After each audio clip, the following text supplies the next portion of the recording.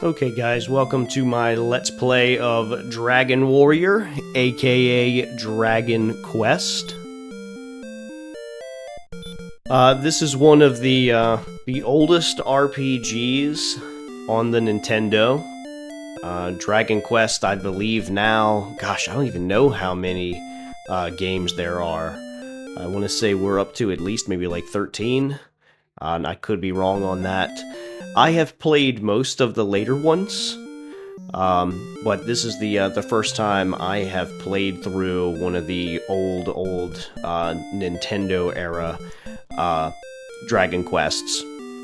This game is extremely old school, and I think it may be very off-putting for someone who's not played any old games before, because like the technology and the quality of life improvements that have happened in RPGs are just amazing.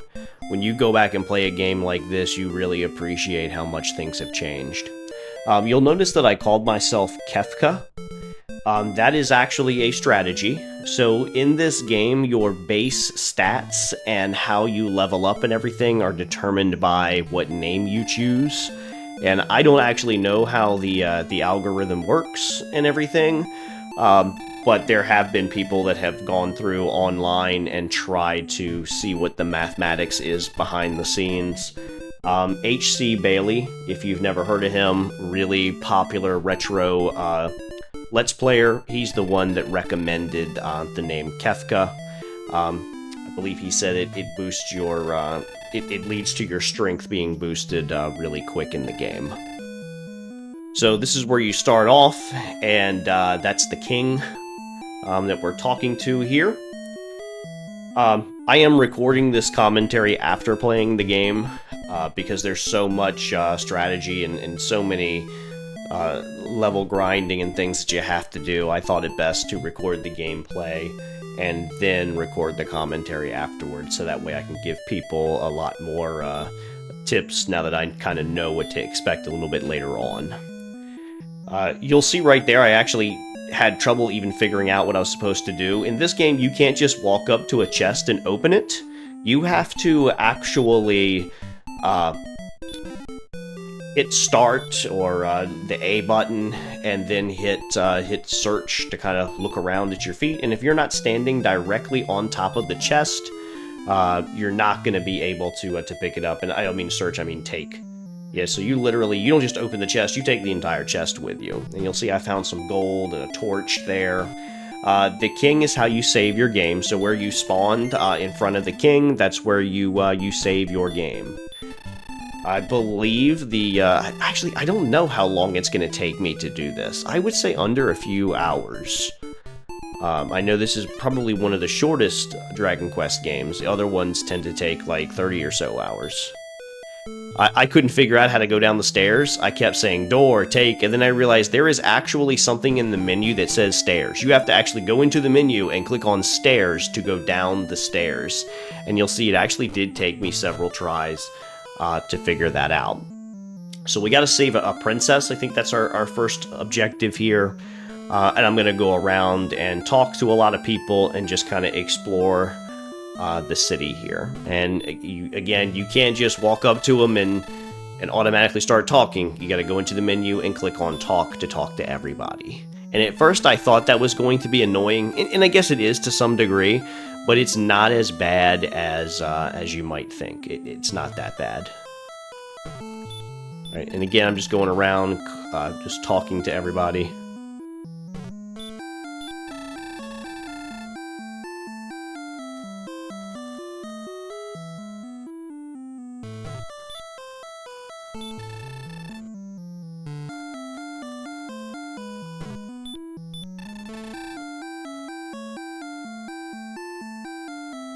And we're asking all those people kind of where to find everyone. This guy here is important. When I talk to him, you'll see a light shining. He restores your MP. We don't have any MP right now, but if we did, and the MP allows you to cast spells, this is the guy that we'll go to from time to time, and he will actually restore our MP for us, our magic points. I think that's what MP stands for. And you'll see I keep, I think when I stop, the menu automatically pops up.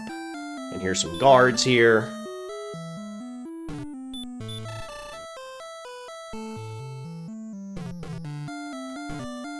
Oh. And yeah, one annoying thing about this game is the people move around a lot. And they will jump in front of you like crazy all the time.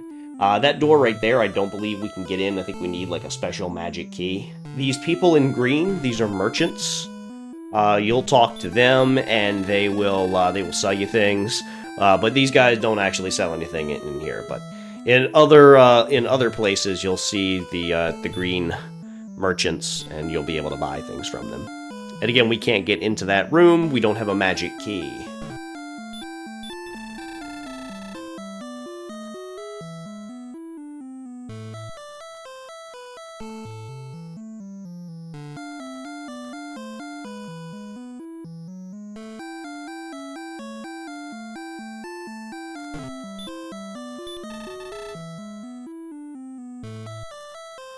Yeah, so to get to that other entrance, we need a key, which we don't have. So we're about to go out into the overworld now. And this is kind of, I mean, not much has changed in the old school from Dragon Quest games all the way up until, like, even the PlayStation era to some degree. So this is the next town. Notice I didn't hit any random encounters. That's good. We don't want to hit any on the way up here. Because we want to buy some equipment first. So the first thing that I'm gonna buy here is going to be the club. So you can buy a bamboo pole, you can buy a club, sword. So I'm gonna go with the club. And again, there are charts where people have played this game so much that they tell you exactly what the perfect equipment is. We're gonna get some clothes.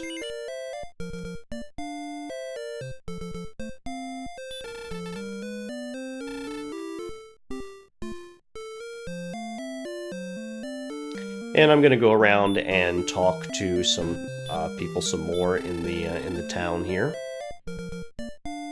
If you'll notice on the left side of the screen, you'll see a thin black line. I thought that was a glitch in the emulator, and maybe it is. Maybe it is. But some other YouTubers had that same black line. So I don't know if that's just the game itself, which if it is, that's weird. But yeah, like I looked up like HC Bailey, the YouTuber I was talking about earlier when I was watching his video to get some ideas about what to do. He had that same kind of thin black line there. So really weird. I don't know what causes that.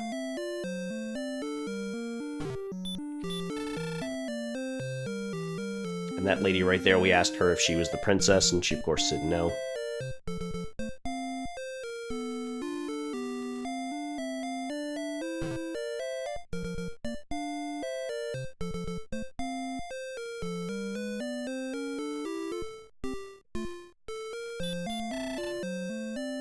Alright, so it looks like that's a brick wall there blocking our entrance, but you can actually go in there. The old school way of playing these games is a little strange here. Alright, so this is like a tool store, and we're gonna buy a dragon's scale here.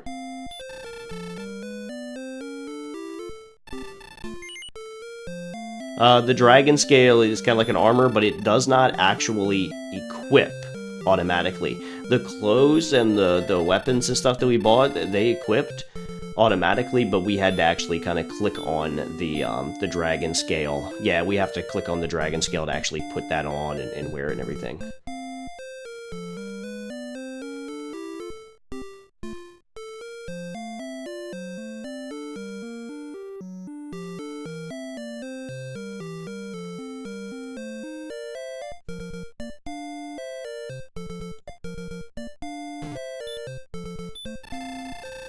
So we'll talk to some more people here.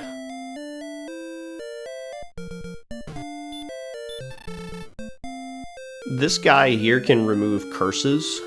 So if you ever in the game find yourself cursed, which is a status ailment, you can go to him and he'll be able to remove those curses.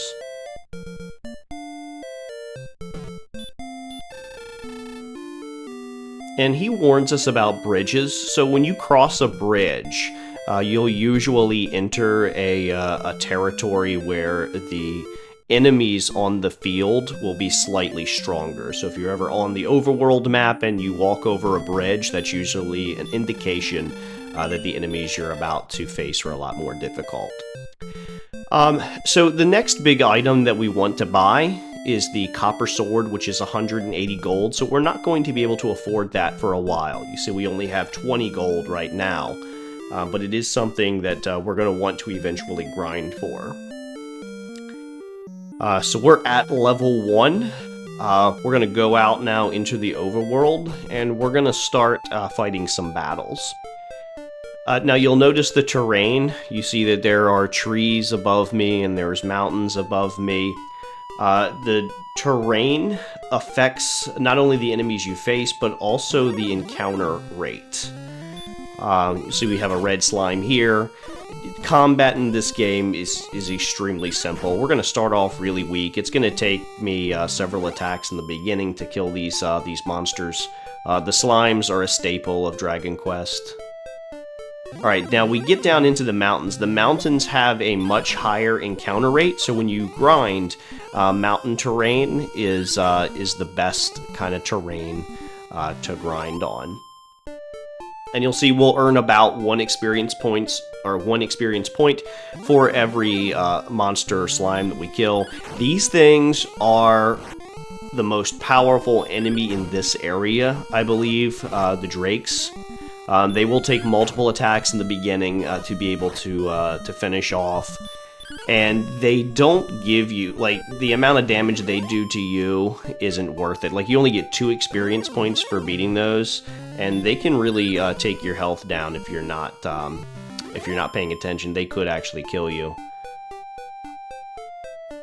And you see we earn experience points from every battle.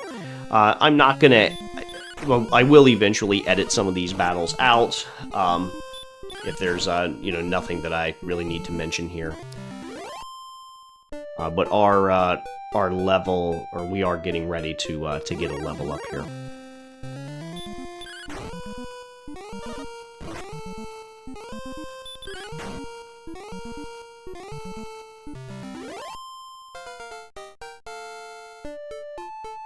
Alright, so we just got a level up. Our power increased by 1, hit points increased by 7. Each level up does take progressively longer and longer, unless we're facing enemies that give us a little bit more experience points. So we're going to backtrack now, and we're going to heal. You see the screen just turned red there. When the screen turns red, that means you need to get back and heal quick.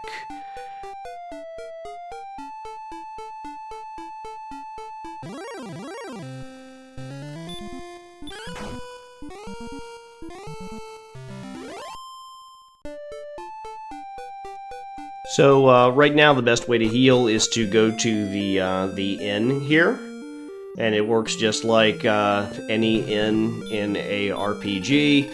You pay a certain amount of gold, and they'll heal you. I think in this case it's 6 gold. Alright, so at this point it's just kind of like a rinse and repeat kind of thing. We're going to go back out, and we are going to grind a little bit more. And I'm probably going to cut these fights out until we get to the a point where I level up, and then I'll jump back in. Alright, so defeating this slime right here boosted my XP up, and now I have got a level up, so I'm going to be up to level 3 now. And level 3 is kind of significant because level 3 is when you get MP and the ability to use magic for the first time.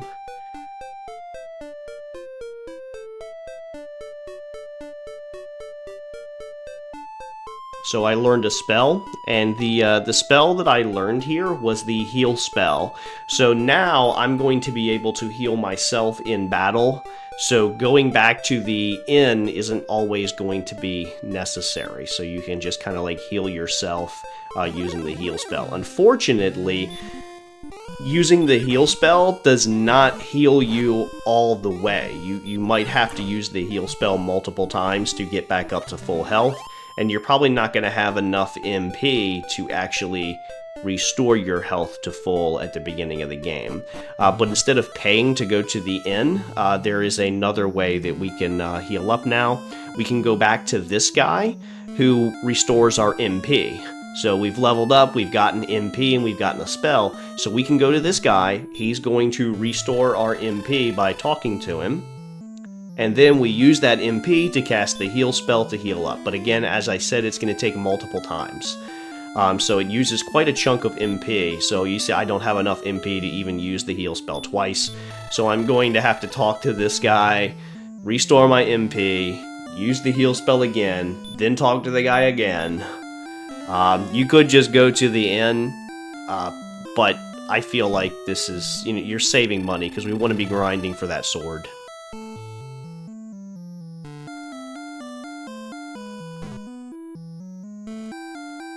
And speaking of grinding, we're going to try to grind now to get up to the next level. So again, I'm going to go back down here, and I'm going to grind until I get to level 4 now. Alright, so by defeating this red slime, I've now leveled up to level 4.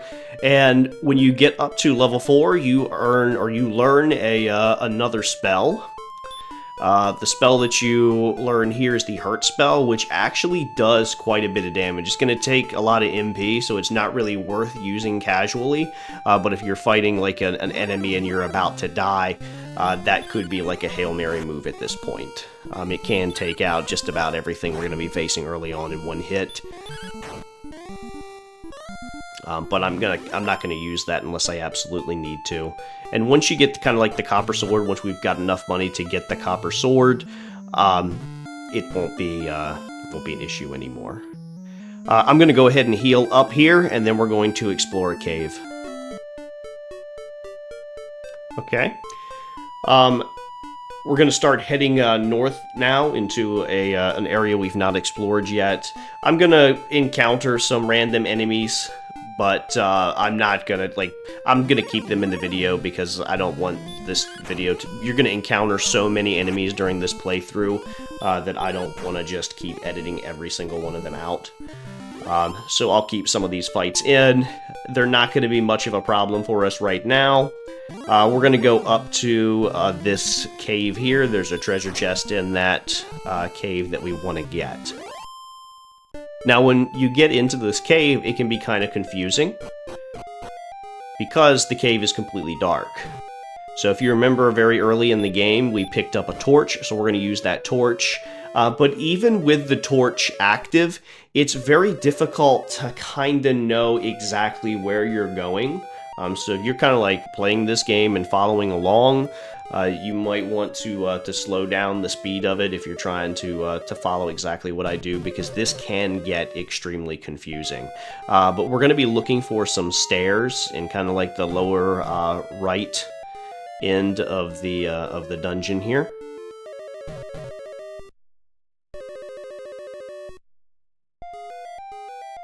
And you'll see right here, I got kind of confused. I had to check to make sure I was going the right way. There's the stairs. And remember, you don't automatically go down the stairs. You have to click on stairs to actually go down the stairs. And now we're going to be looking for stairs again, I believe. There's some other stairs that we'll be looking for here. Just going to go up and down and around to try to find other stairs. If you play the Game Boy Color version of this game or another newer version of this game, I believe that they've made quite a few quality of life improvements, and it's not like as tedious. Like, you don't have to... I don't think in the newer versions of the game you have to click on things in the menu to open chests and walk upstairs. Alright, so here's the chest that we were looking for.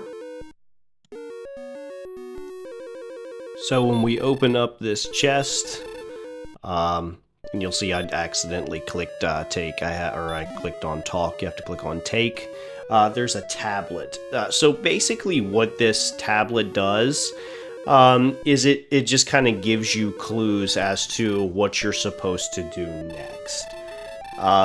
Keep in mind, back when this game came out, there really wasn't the internet, there really wasn't any way to look up information about these games. There were catalogs and Nintendo Power magazines and stuff like that you could get, but that was it. So the games had clues hidden through them that you actually had to read and decipher to figure out kind of where to go. So that thing basically tells us that we need to find 3 items, I think it was. Alright, so I'm going to try to slowly navigate out of this cave, which is, it's not as hard as it looks, because you'll see, it really is just kind of like a guess and check kind of thing. It's not that difficult to actually get lost in this one, although it's so annoying that the torch only lights up just a small portion of the cave. It would be so much easier if it was like Pokemon when you use flash and it lights up, you know, the whole cave for you. We're slowly working our way out of here. I am going to have to do quite a bit of grinding coming up. These old games, you did have to do a lot of grinding in order to get your level up enough to be able to handle certain areas, but that was part of the fun. Alright, so I am going to backtrack back to where, or actually no, we're going to go over to this other town up here first. Yeah, so before we backtrack, I want to go into this town and see what they've got. And what they've got isn't really much. We'll go around and we'll talk to some people. This is a shop here where you can buy things, but I don't believe that there's anything... oh yeah, there's a torch. You might want to buy a torch, because you will need it. But yeah, there's some more people to talk to.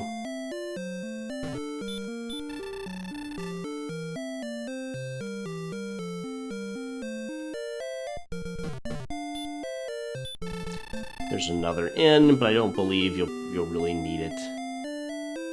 This weapon store kind of sells, I think they might have some, yeah, they've got some new stuff here, but the copper sword is really what we're going to be going after next. You know, some games, or I mean, some weapons seem to have like a lower accuracy than others. The copper sword is really what we're going to go for. We're not going to worry about that other stuff for right now. You can't get into the room above us, that little castle area up there. We can't get up there yet.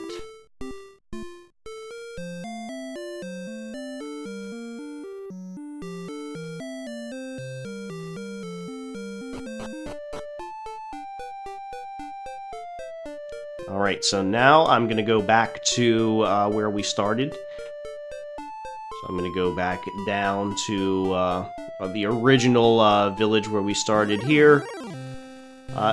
There's going to be, again, like, just fight everything that pops up. Don't run from any enemies unless you have to, because most of these enemies you can kill in one hit. So by the time you click run, you could have just clicked fight, and you wouldn't have really saved yourself any time. And once we get up to level 5, you will definitely be able to beat pretty much every slime from this point forward in the game in one hit. Also, your hurt spell is going to come in handy. Alright, so now we're going to do some grinding, and the spot that we want to grind on is at the very bottom here. Like, if we go all the way to that bottom row, let me take out this slime real quick. But there are some more powerful enemies on the bottom part of these cliffs, right here. So, yeah, right here. So, we're going to want to grind in this spot right here, on this horizontal row at the very bottom. So, there's enemies that are a lot more powerful down here. You can use the hurt spell. You're going to want to use the hurt spell. In fact, I would recommend not using attack at all down here and just using the hurt spell. So again, we're going to go walk back and forth to spawn a bunch of enemies, and we want to grind to level 7. When you get weak, when you need to heal, go back and either go to the hotel or the inn to heal, or go to the wizard that restores your MP and just spam heal on yourself. This is going to take a while. It took me about an hour, but we want to be up to level 7.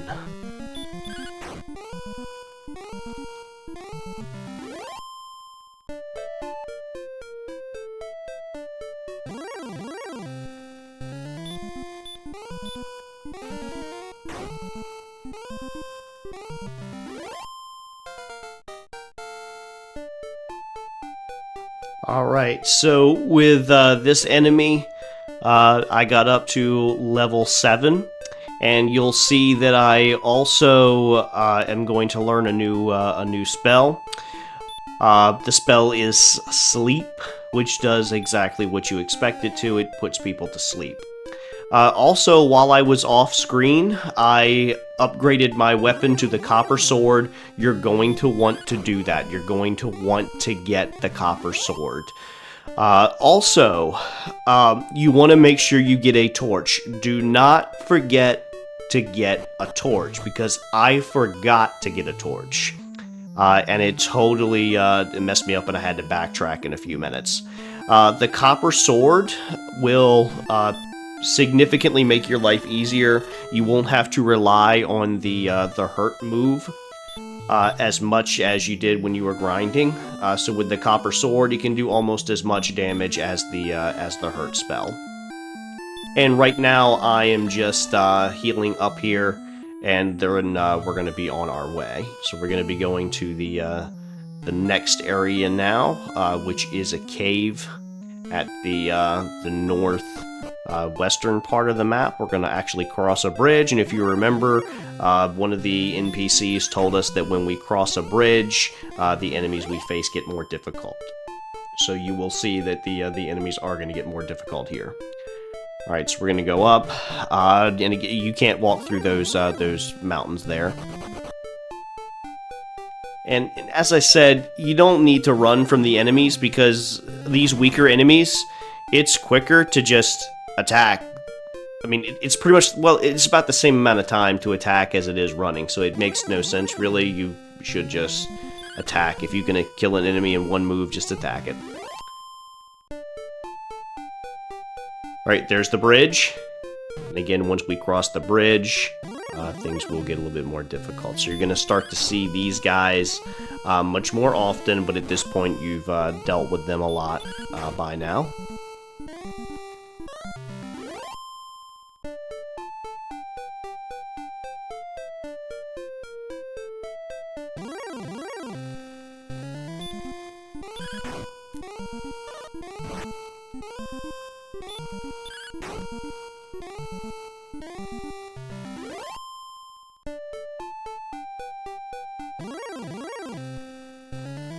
Alright, the skeletons can be a bit of a pain. They're the most powerful enemy we faced so far. I was kind of testing them out here. I used a couple hurt spells, couple regular attacks before I was finally able to beat them. I think I ended up healing after this fight, or I had to heal soon. You'll see it did take me a while here. There we go. And you get 11, what was that? Was it 11 gold or 11 experience? I didn't catch that. Alright, at the bottom right there, you'll see a different terrain. The terrain changes a little bit. That's like a marsh or a swamp terrain. When you walk through that, it will damage you. So you're going to want to make sure not to touch that. And you'll see I just healed up there because the skeleton fight really wore me down a little bit, plus these guys. But yeah, so that is like a poisonous marsh swamp area, so you want to try to stay away from that.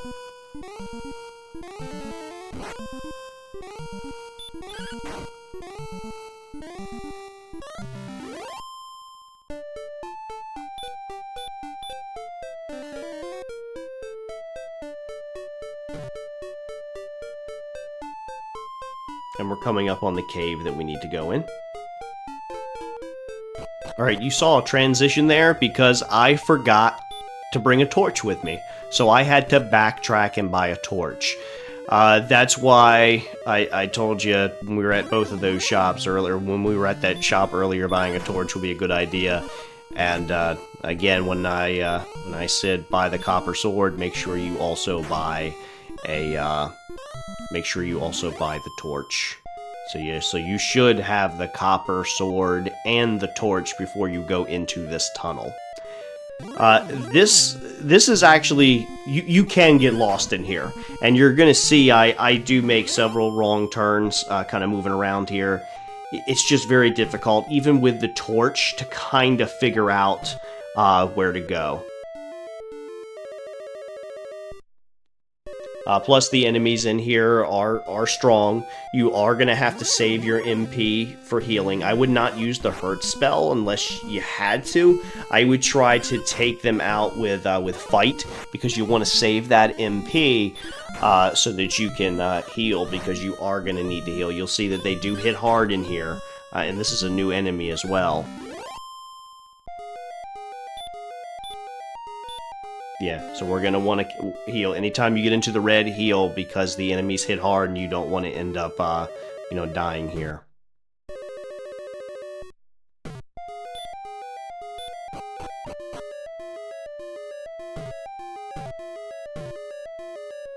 Alright, so yeah, so that flight of stairs leads to what appears to be a dead end here.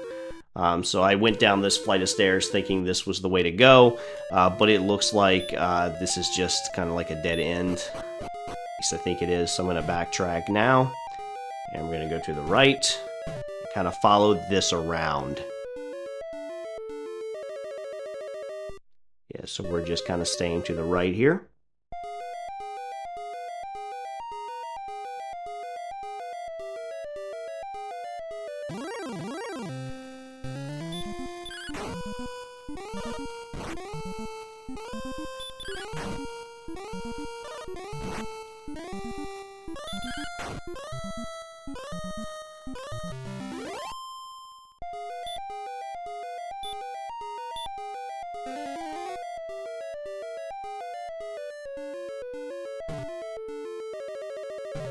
Alright, so here's another chest, and inside this chest is some herbs, which you can use to heal up, and we are going to need those. I think right now I'm good, but eventually those herbs will be needed. I don't think that they heal you to full health either. I think they just give you a little bit of a boost, but this way we can kind of conserve our MP a little bit.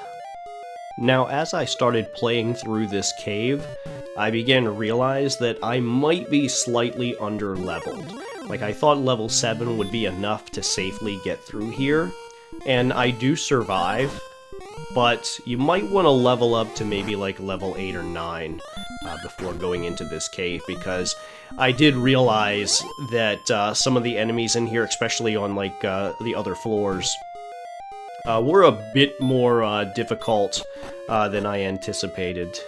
So you're going to notice that I start running from battles here, and I know I said, try to avoid running from battles, but at this point, if I didn't run, there was no way I was going to actually survive. So you'll see, I do beat a few more enemies, but I'm going to start running, simply because my MP was starting to get low, and like you'll see here, I'm going to eventually heal up, and I'm going to use some of my MP to heal, but like I barely survived that.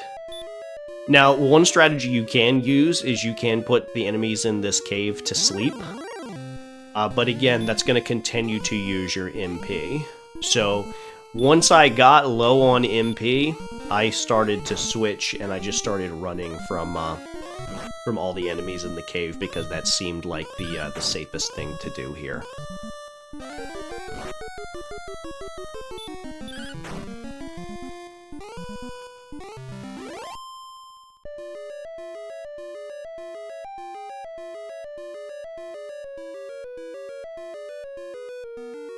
And I did get a bit lost at that crossroads.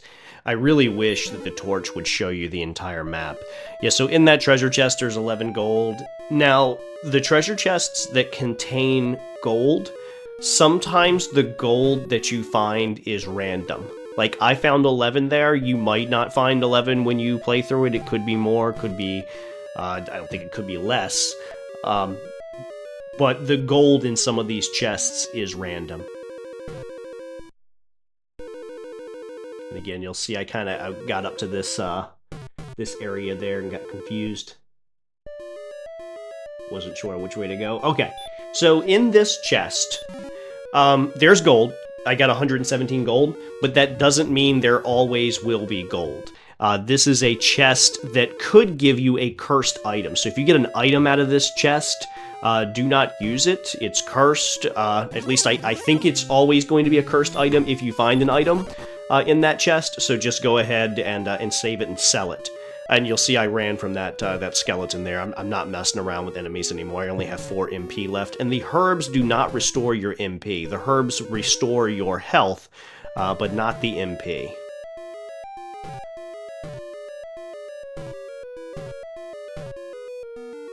Right, and in these chests, I believe there is a torch in the first one here. Yep, a torch. And in the second one, is the second one also money, or is that an item? Okay, the fighter's ring, which I believe is glitched and doesn't actually do anything. So yeah, I think the fighter's ring in this game, I can't remember what it's supposed to do, but I think I remember reading somewhere that that item is actually glitched and it doesn't actually do anything.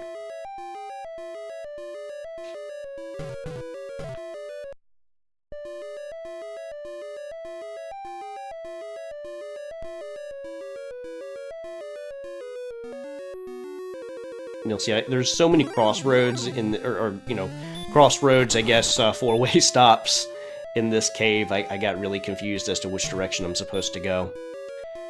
And let's see, yeah, so those stairs take you here.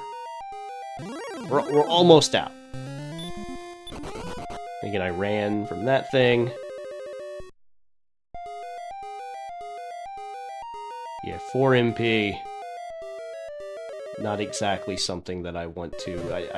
I'm too scared to risk attacking here with just 4 MP left and not being able to heal.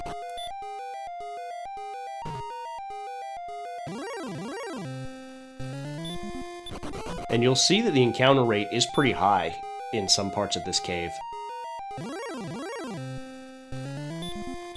Scorpion, not messing with that.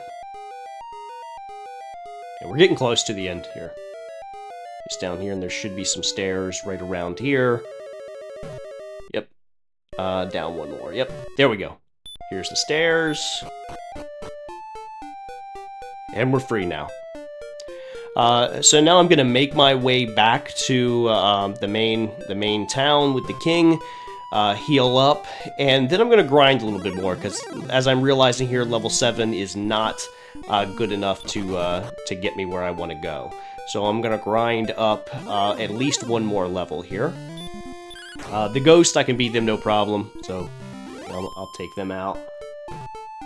Skeleton I wasn't messing with, but the ghost, I probably could have took the skeleton out by putting him to sleep then attacking him, but I didn't. Scorpion, again, he takes multiple hits, so I'm not messing with him. Yeah, so we're going up around here. And I thought I actually missed the bridge, but then I realized the bridge is a little bit farther north. There it is.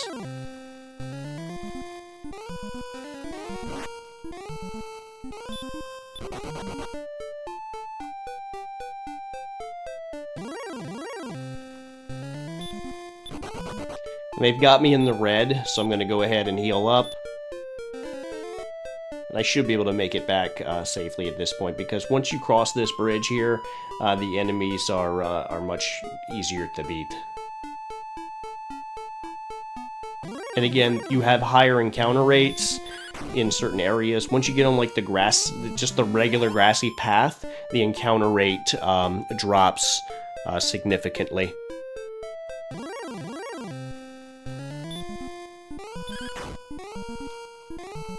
And the ghosts, yeah, they're easy to beat there. The mountainous terrain, the encounter rate's high. The forest terrain, the encounter rate's a little bit higher. But the grass, just the flat grass, things are a lot safer. You see the slimes are running away. If once you get farther and farther leveled up, the odds of an enemy running away from you increase a little bit.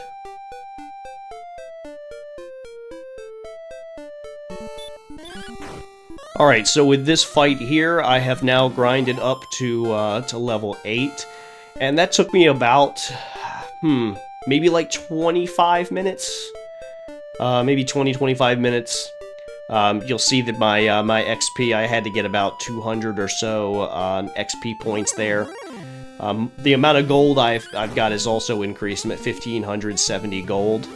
Alright, now I'm going to go back to the castle and rest up.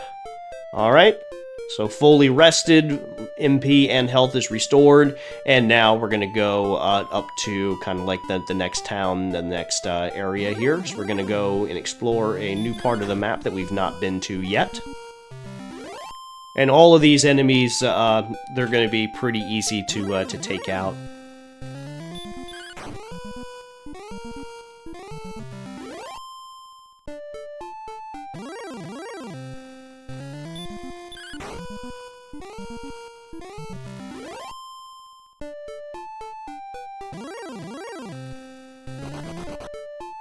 You see the ghost ran away. So we're crossing the bridge. That means the level of the enemies, the difficulty goes up a little bit, but we should be safe.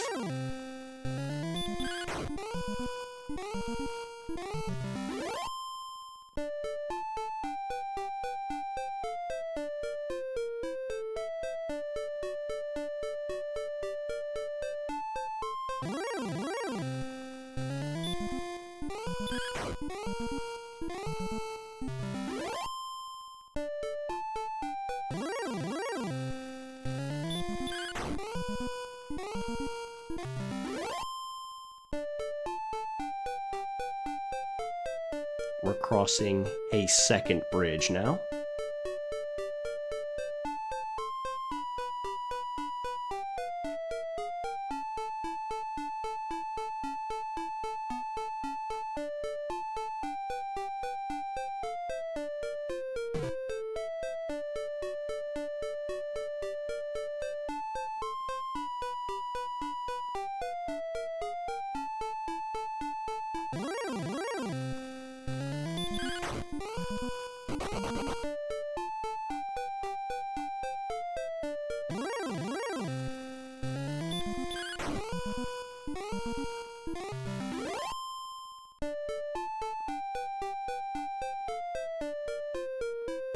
Alright, so we're a long ways away from home now, and we're going into our next cave right up here. This will be really quick, though.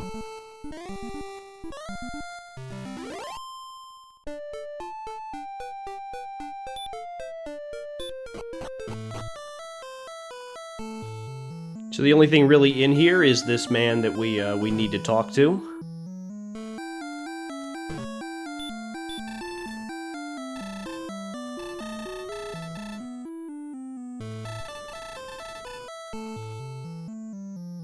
Alright, so he wants some kind of like a harp, and if we bring him that, he's going to give us something called the Staff of Rain. So we're going to be trying to make it rain soon.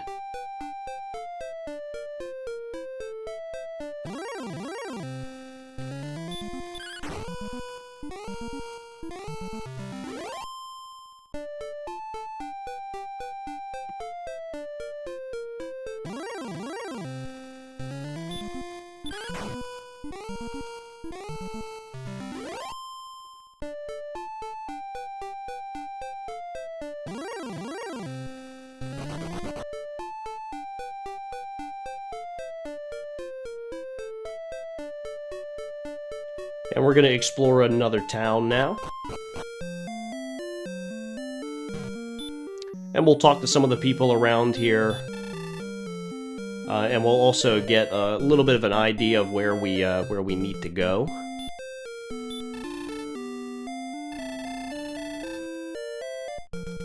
So they're saying, South Island.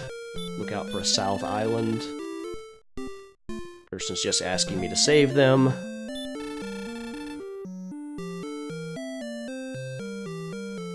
And I think he said Golem is afraid of the music. And remember, we are looking for a harp, which is what we need to get that Staff of Rain from the old man in the cave.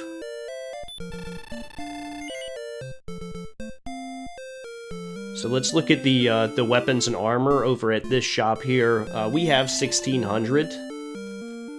You can see there's a full plate, that's 1,000, a half plate, that's 1,000. We've already got the copper sword.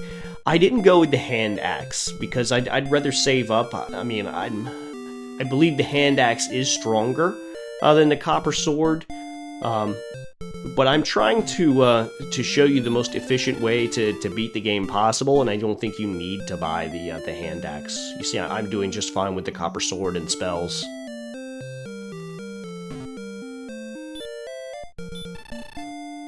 And this cures rheumatism, okay?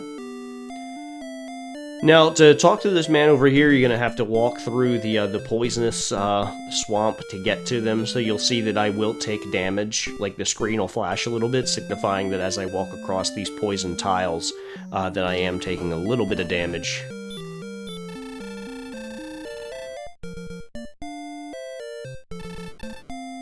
Alright, so this guy, all he did was tell me that my weapons aren't strong enough to beat, like, the Dragon Lord person. Which I think you come back there after you get, like, really powerful weapons, and he says something else to you at that point. And we don't have a key to be able to open those doors.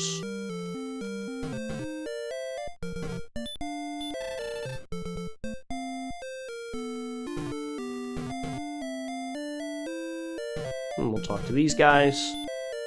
Whoops.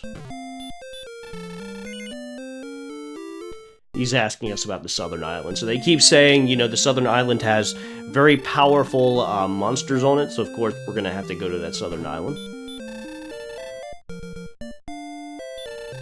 And let's see what tools they have here. Herbs, torches, dragon scales we already got, and wings. I believe the wings will kind of like teleport you back to like the main castle where we started from so that you could save your game easier. I'm not going to buy them. But it might be, if you struggle in this game, it might be worth grinding up a little bit of gold and buying some wings and some other stuff. Especially if you're playing this on, like, the original Nintendo and not on an emulator like I am.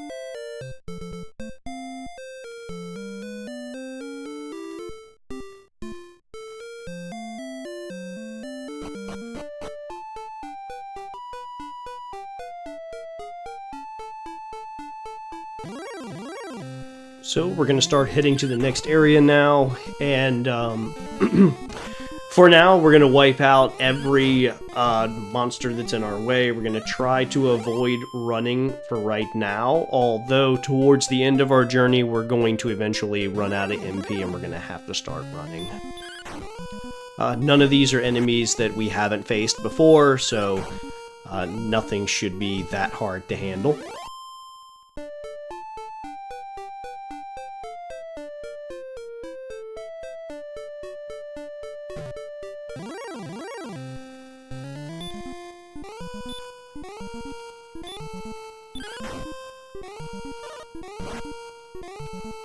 At this point, the best strategy is to just use, to just attack and not worry about using the hurt spell anymore.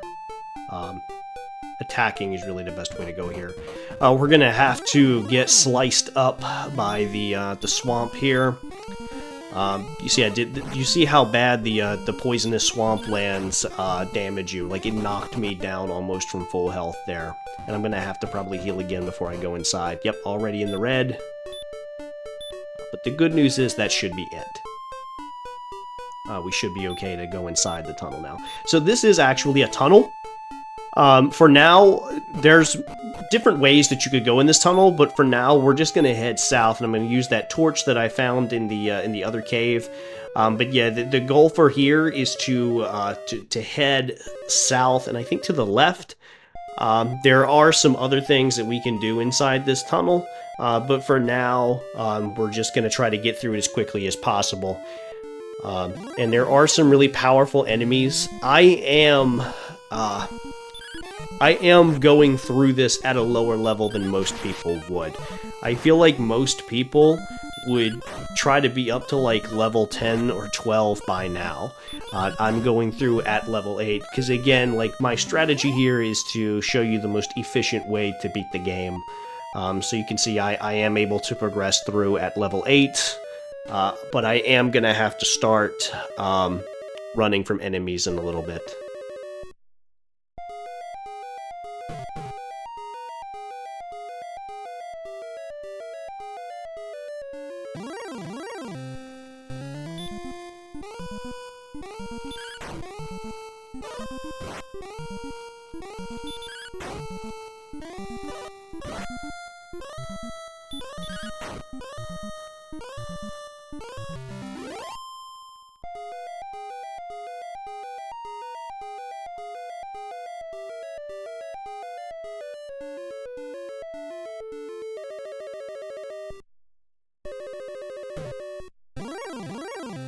And there's the stairs right there.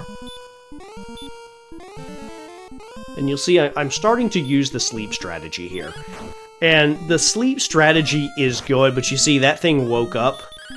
Because the enemies that we're going to face shortly are significantly stronger than they should be, the sleep spell is going to come in handy. We're going to really need the sleep spell the next time we go to grind, which will be soon. Alright, we're through the tunnel. And I believe, yeah, we started heading south. And I'm gonna hit a bunch of monsters, but, and this is where I believe I'm gonna have to start running, because my MP is really starting to run low from all the healing that I'm doing.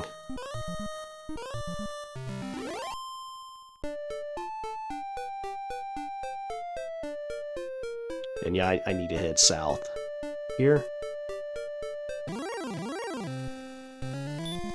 Alright, this is kind of a new enemy. I can't remember if we ran into him once before, but this is where you're going to need to actually start putting monsters to sleep. They can sleep, or run can fail. So if you continuously use the run move, the run might fail. So the best thing to do if you don't want to risk it is to use sleep, then run. So you use the sleep move, then the run move. By the way, the desert tiles, the desert area, has the same encounter rate as like the mountainous area, so the encounter rate for the desert area is pretty high. The warlocks are very dangerous. When I grind later, I kept running into them, and they are really powerful at this point in the game. They know a lot of spells that can really hurt you. Wouldn't mess around with them until I'm a little bit more leveled up. But yeah, I'm just running from these enemies at this point because I want to get to this next area so that I can heal. And this little strip right here is where we're going to do our next grinding section, or the next grinding session, this little desert area right here. And right now, I'm debating whether or not I want to actually mess with these guys. Nope, I am running. And this town does have an inn. And we are going to spend some money soon. This lady here, so I don't know if this is a mistranslation or something, but she says, "No, I have no tomatoes. I have no tomatoes today." I have heard that she actually says something dirty in other translations of this game, or something that could be seen as dirty. Some of these Dragon Quest games, and even Final Fantasy games, have some things in them that are a little bit risque. And that's the end. I'm not staying at it right now, but I will. I'm going to spend just about every cent I have in this town, but we are going to get it back. All right, so this guy told us real fighters have rings. So now I put the fighting ring on, and now this guy thinks it's a wedding ring. And remember that ring that we found earlier? I said it doesn't really do anything. Like, I don't know if it's a glitch in the game, but it doesn't really seem to do anything at all. We're going to explore the town some more and talk to some more people here.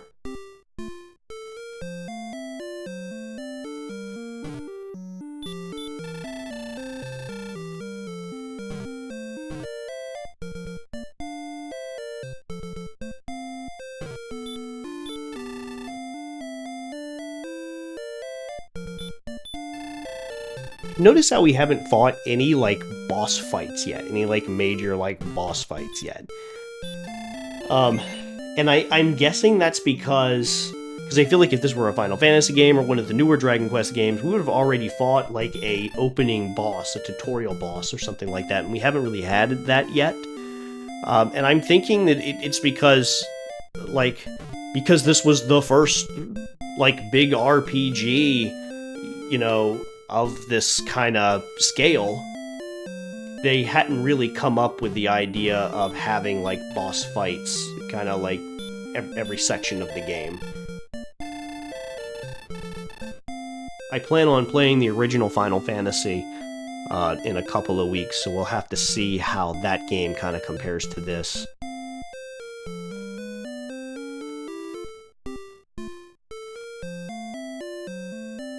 And between the two, Final Fantasy and Dragon Quest, I would say I have a much more fun time playing the Dragon Quest games because I feel like they're much more relaxing. Whereas the Final Fantasy games really push the envelope with the things that you can do. And sometimes it requires a lot more strategizing, and it's a lot more stressful. Alright, so I'm going to buy the broadsword. And that sword is going to get me through this, is going to get me through a lot of the game. So the broadsword, we're going to hold on to that for a while. We are going to buy some armor, but I'm not going to be able to afford that for quite some time. But yeah, the broadsword, and he's going to buy back the copper sword from me for a little bit.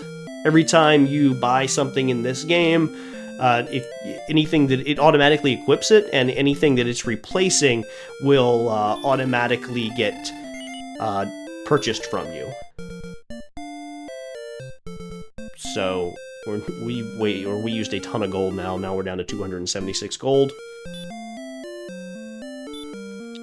And you can see the stats there, like our attack power is up to 42 now. Have no, I mean, my armor is just closed, and I've got a shield. But we are going to be grinding a little bit to not only level up, but also get some coins so that we can finally buy some good armor. And we're still not done talking to people here. There's some other things that we can do here at this village, some other important things. You can actually go around the perimeter of this town and talk to people without actually leaving the map and going back to the world map. So there's a couple of people on the outside to talk to. There is one very important person that we need to talk to, and the only way to get to him is through the outskirts of this map. Alright, so we're going to step outside just so we can be teleported back. Alright, and now we need to go up. So the next guy we need to talk to, again, we can only get to by going kind of like this way.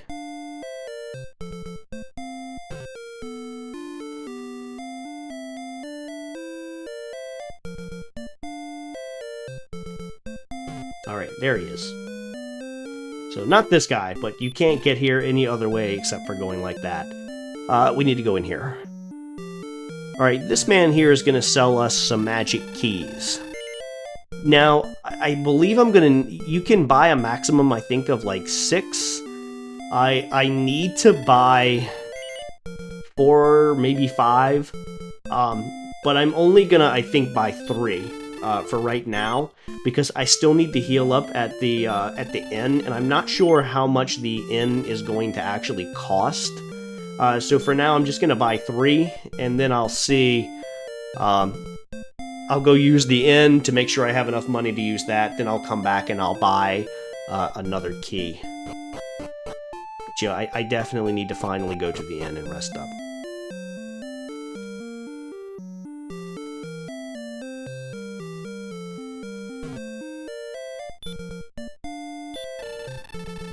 Alright, so 55 gold. That's pretty steep. Alright, so now that I've rested up at the inn, I have 62 gold left, which 62 gold is enough that I can purchase another magic key, so I'm going to go buy another magic key now. And you can see I actually tried to find out if I could get over there, but you can't. So the only way to actually access that building is to go around the back. Like you can't cross the water, you can't get up there in the other way, but kind of going outside and walking around. It's like the only way you can get to it.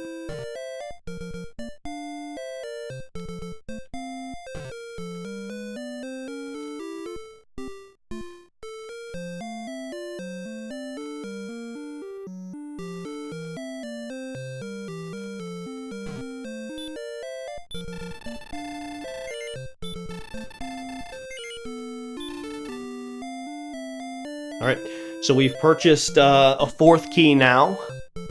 And again, I believe you can hold a maximum of 6. I think I need one more for what I have planned. And I'm actually going to go back to the inn now, because I think there's a couple of rooms at the inn we can kind of go in and see if there's anybody that we can get anything from. So we'll talk to some of these people down here. And there's also a chest that we're going to plunder. So we don't need our magic keys to get in through that. We just open the door. So this guy is going to tell us...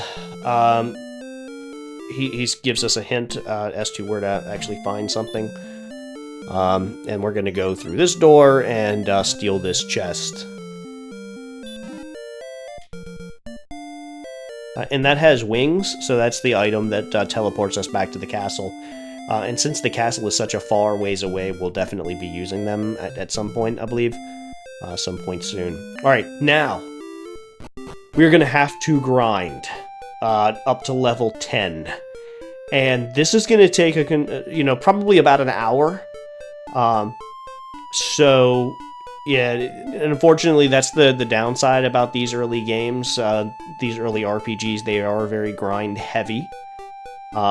But yeah, we are going to need to be up to at least level 10, because the monsters here are just really difficult right now. So that little desert area to the right, that's going to be the grinding spot, and you're going to want to put the enemies to sleep, then attack, then heal. Put the enemies to sleep, fight, heal yourself up, and again, there is an inn right in this town to heal up. But that's the grinding spot, and the strategy is put them to sleep.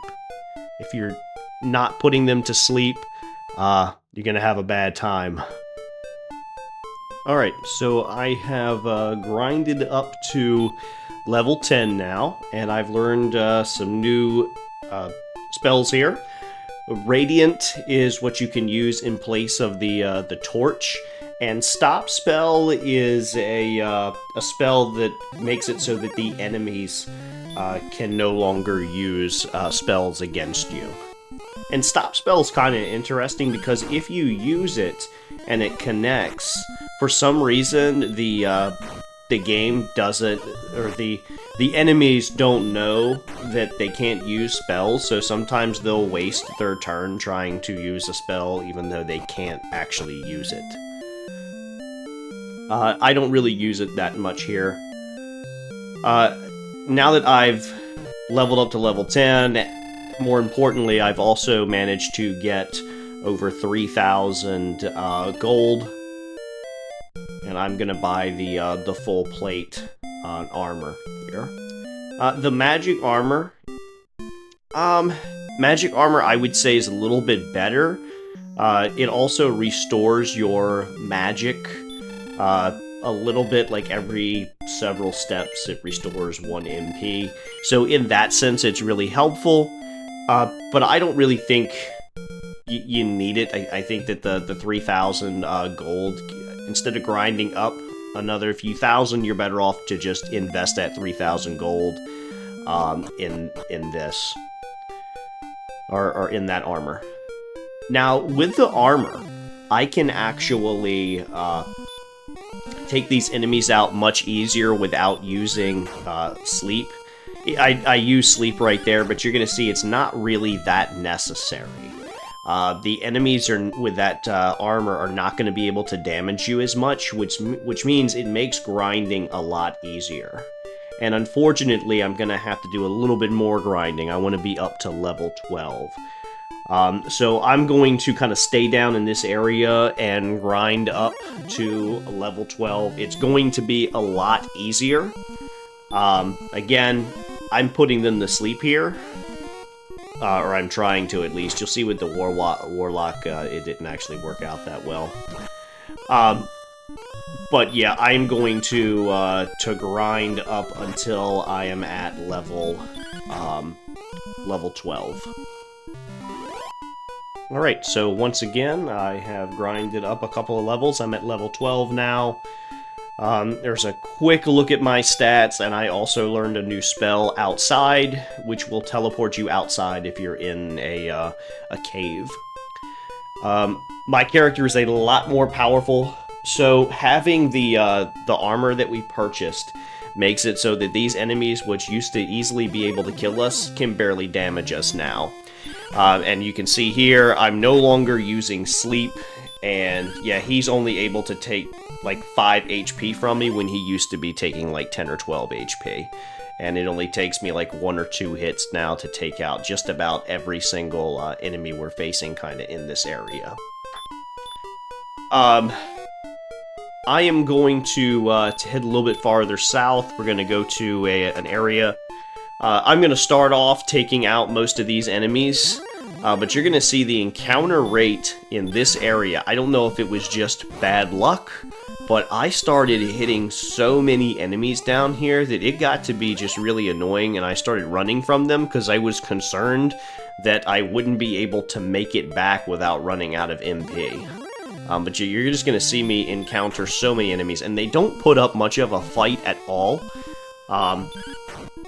I was worried because I also have to walk back because I forgot to get a key. You'll see it in a minute here. These are new enemies that we haven't faced yet. They're just reskins of other enemies we've already faced, but they're slightly stronger. But yeah, it's like he just did 1 damage to us. It's nothing now. Now that we have, our stats have not only been boosted because of our armor and because of our level, we're just able to kind of take them out no problem now. He used stop spell on me, but I mean, I'm not planning on using any spells, so it doesn't make any difference. We're also earning gold a lot easier now as well.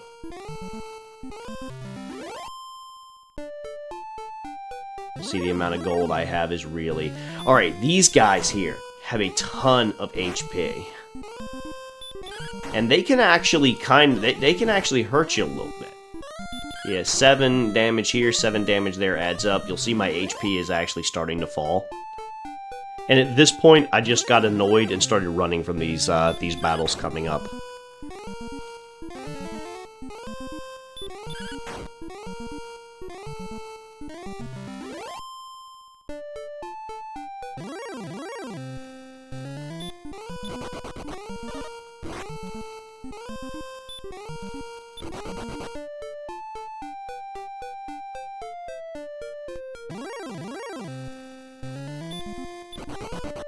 Yeah, so I just got really annoyed because the encounter rate was so high here that I just got frustrated there. So let's go talk to this guy. He's not going to be much help to us here. I'm gonna do the heal spell. But yeah, I was starting to get concerned. Not only was I encountering so many enemies there, but I was getting concerned about walking back and making sure I had enough MP.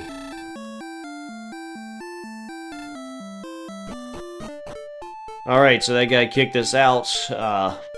Told us we're not ready, not prepared. Okay, so I need to walk back and buy one more key. I forgot to get one. I don't have enough keys. I want to have 3 keys. So I'm going to walk back to that town and buy a key. And then I'm going to use the wings to take me back to the castle, the very first town in the game. The wings will teleport us there. So again, I'm gonna go back to the previous town that we were just at, buy one more key, and then use the wings to take me back to the beginning of the game. And we're gonna start opening some doors with the magic keys. Alright, so I went back here to this town, bought another key, and now we're gonna use the wings to go all the way back to the first town that we started off at. And it's time to actually start using some of those keys that we got. Now, this door here on the left, not really worth opening right now. But this door right here below us is going to give us access to a lot more areas here in the castle that we didn't have access to earlier.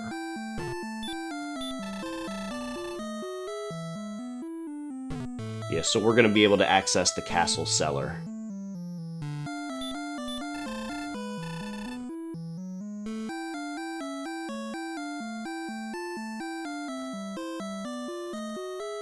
Okay, so this little area to the south here, if you walk across that, that will damage you, and it will actually do quite a bit of damage. I think it's 15 damage per step. We're only gonna go across it twice just to talk to that guy. Yeah, he tells us right there, it's gonna damage us. So yeah, so like you can't actually cross that until you get up, you know, a few levels just to get your HP up. And he's going to tell us about the grave of Garen. He must push on the wall. So all of these characters here in this game give you clues and stuff. So I'm using a guide. But back in the day, if you didn't have a guide, you had to actually talk to these people and decipher the riddles and stuff that they were saying in order to figure out where to go. Or you had to pay like 20 or like 15, 20 bucks for guides, or have a Nintendo Power subscription. Again, all of these people speaking in riddles here. This guy up there will actually sell you keys. So I could have bought a key from him, because the idea is once you use the first key you find to open that door, then you can buy unlimited keys from this guy. Or actually, I don't know if they are unlimited. You might only be able to buy, I think I remember reading you can only buy like 6 keys from some of these guys. The keys from this guy are actually more expensive than the keys from the other guy. Like, these are 85. I think the keys from the other guy were like 50-something. 50 or 60. And if we walk around the perimeter, we can access some other kind of hidden areas. There's a staircase here that leads to the cellar. And we have a chest here and a guy to talk to.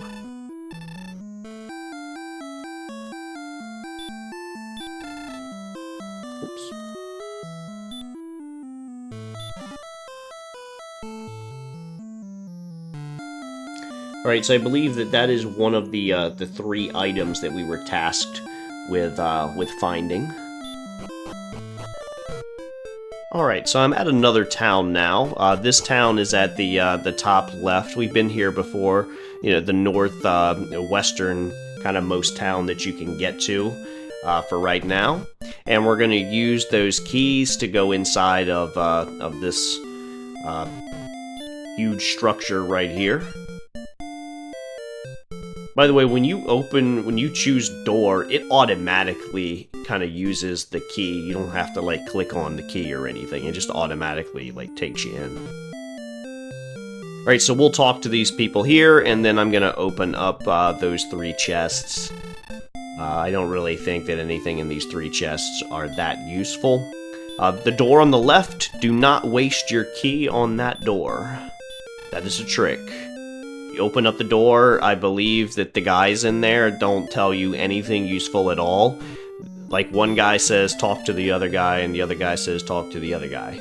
So there's like no real reason, I think, I think it's just there to try to trick you into wasting your key. Either that or something was not translated right.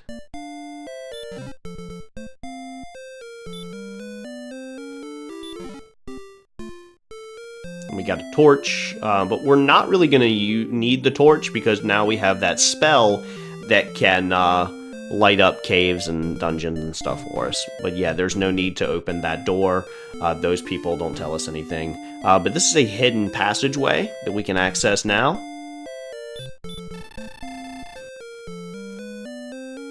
He's telling us all harp attracts enemies.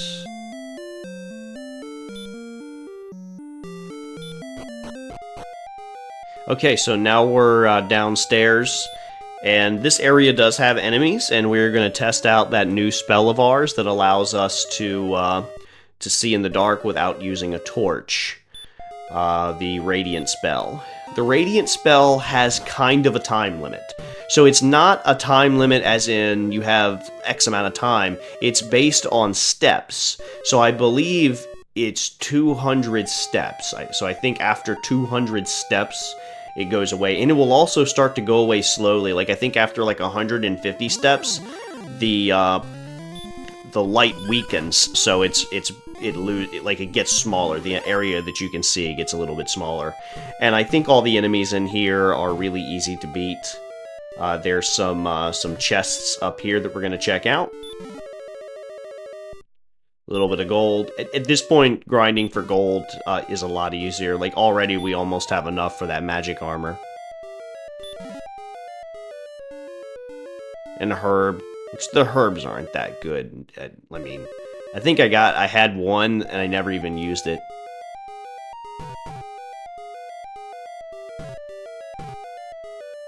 Like, I think it heals maybe just a little bit more than just a regular heal spell. But at this point, I have plenty of MP.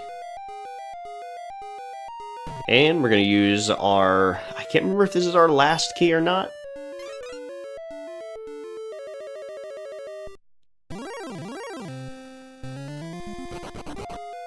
And that thing just ran right away from us. And you see right there, the our spell is weakening, so we're almost out.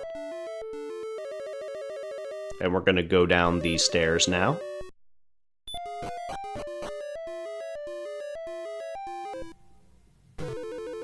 Alright, there are some enemies in this section that are extremely powerful. This is not one of them. We've faced the skeletons before, but you're going to see I'm going to run into some very dangerous enemies up here, and my recommendation would be to run from them. I'm going to attempt to take a couple of them on, but I wouldn't advise it. In fact, I would probably recommend being about one level higher than I am after playing kind of through this.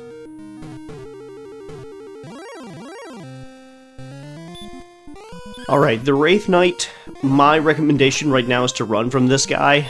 I'm going to take him on, but he almost kills me, and if I had not been able to put him to sleep, I would be dead. You see he cast heal right there. I'm going to put him to sleep and then just wail on him. But he's a very dangerous enemy, and I'd recommend at this point just running from him. I think all the other enemies in here you could probably take out, but he's a very special case.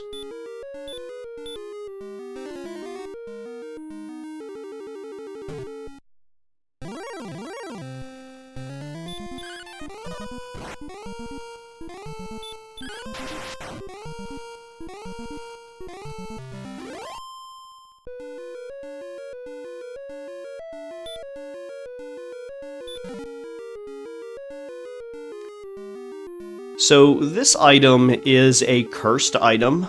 You do not want to actually use this, or else you're going to have to take it to the one guy to remove curses.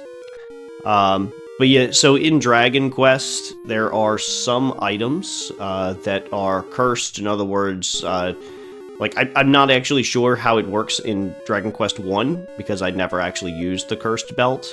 But in some of the other games, when you put it on, you're unable to take it off, or you can't use another item until you get it removed from you, or sometimes it constantly damages you, or sometimes it makes your character not be able to obey your commands.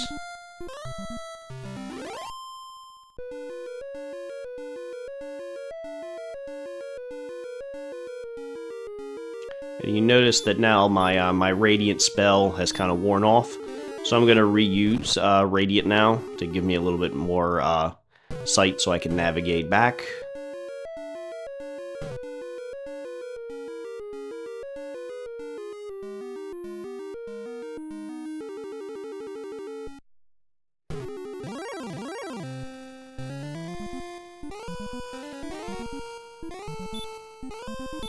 Alright, and you'll see I just ran from that enemy. I wasn't going to fool around with him. I could have probably taken him out, but I just really wanted to get out of this cave here. There's safer places to level up than right here.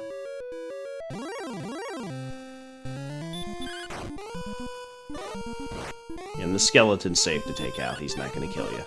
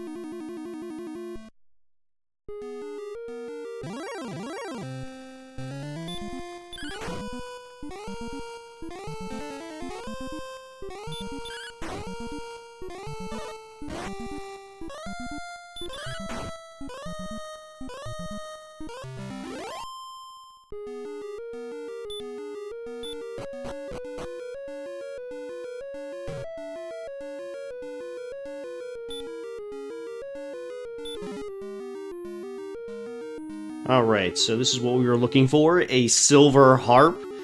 So this is an item that we're going to need to use to get something else that we want.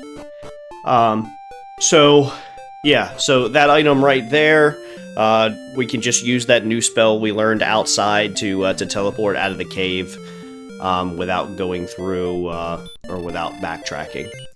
Alright, now we're going to buy something that I probably should have got before I even went down there, a large shield.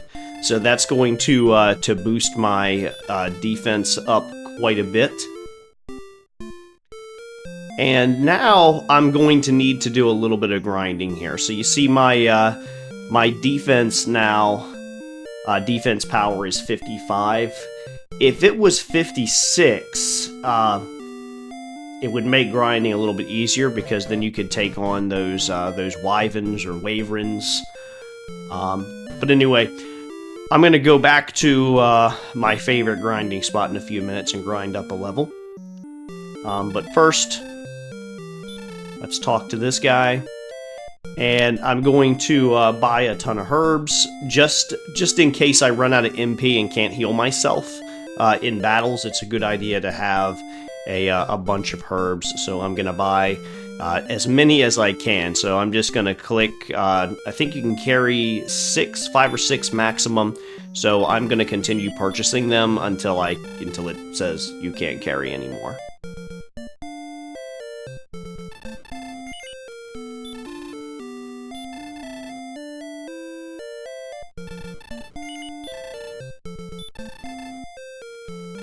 Yep, so now I can't hold any more herbs. So I'm done here.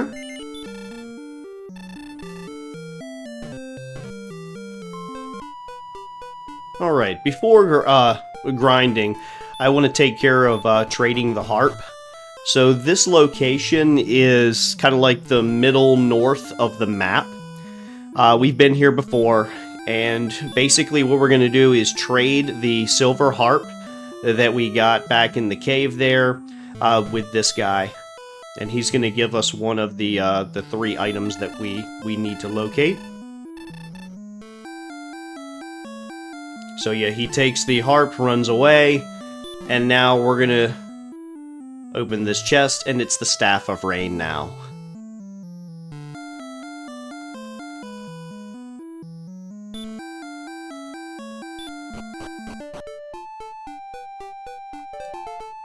Okay, now we're gonna go to Kai Village, which is kind of across the waterway there to the right. Again, we've been here before, we've been to these places before, and we're going to now search for a buried treasure that is supposed to be 4 paces away from that water fountain. And let's see here, 1, 2, 3, 4, and I'm gonna search for it. I actually messed up, but this is actually 5 paces away from the water fountain, so I gotta go back 1. There we go, and search. And the fairy flute is right there. And now that we've done that, we're ready to grind up to level 13 now. So we're gonna go back to our old grinding spot in Remuladar Town, I think is the name of it, where we also can buy magic keys. And we're gonna grind up to level 13. Right, so here we are. I have gone up to level 13. I also have over 9,000, almost 10,000 gold right now. So I'm going to go in and heal up. I'm also going to buy a bunch of magic keys. I want to have the maximum amount of magic keys that I can buy here. Alright, so again, I'm healing up. And going up here. And if you remember, we got to kind of stand out beside the... yeah, so we're not quite out of bounds here, but yeah, we got to walk up and around to be able to get to the store that sells the magic keys. He's kind of hidden around here. And I'm going to max out and buy as many as I can here.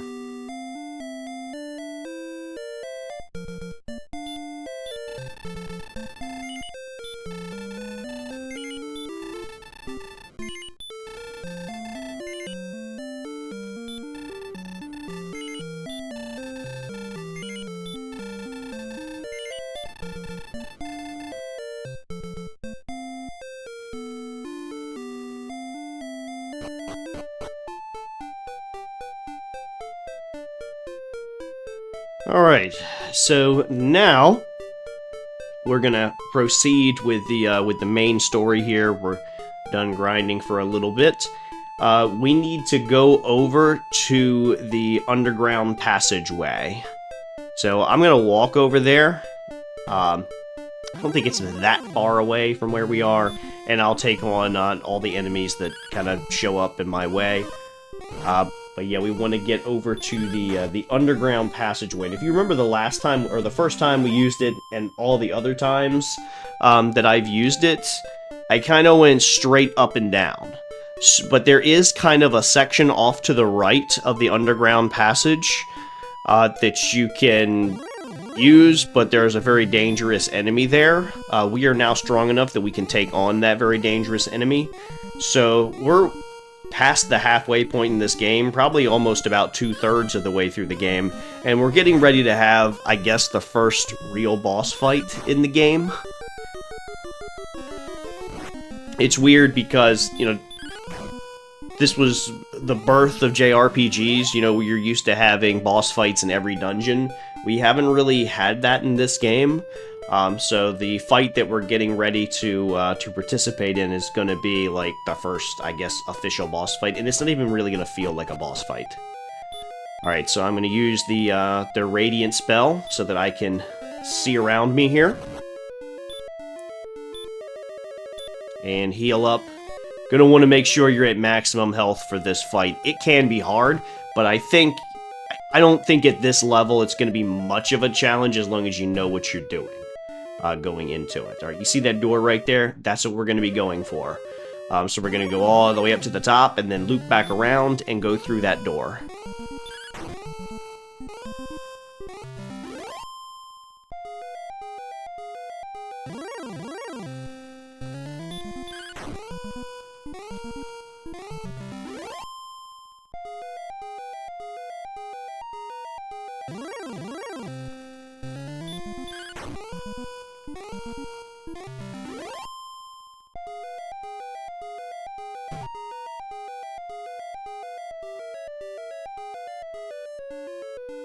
Alright, so this is where you want to make sure you are fully healed. This is like the point of no return right here. In a lot of games, you kind of see a picture of the boss, like the boss is like an NPC kind of character walking around the screen. Not in Dragon Warrior, not in this section. The boss is just, it feels like a random encounter. Here we go. Alright, you're going to want to put him to sleep. So we're going to want to put the green dragon to sleep first thing. And if he falls asleep, and he stays asleep, it is smooth sailing. So here we go. So I'm just going to wail on him. He's asleep, and hopefully he's not going to wake up. Alright, and it is going to take a few hits here. Oh, he's woken up. And you see he does 17 points of damage with one hit there. And I got him, though. He woke up a little bit too late. Alright, so the first, I guess, boss of this game, even though we've been playing it for quite a while now, is done. And there is the princess that we've been kind of looking for since the very beginning of the game. She is right there in that little cave, so we're going to go talk to her, rescue her. And that's like, I guess, one, like, quest done. Alright, so yeah, so all we gotta do is unlock this door here. Yeah, we'll use one of our magic keys, and here is the princess. Gwendolyn, I think was her name? Yeah. Alright, so we're going to take her to the castle. If you can click on no, but it just puts you in an infinite loop, so eventually you do have to say yes here. You gotta take her back to the castle, whether you want to or not. Alright, so she's going to tag around along with us here.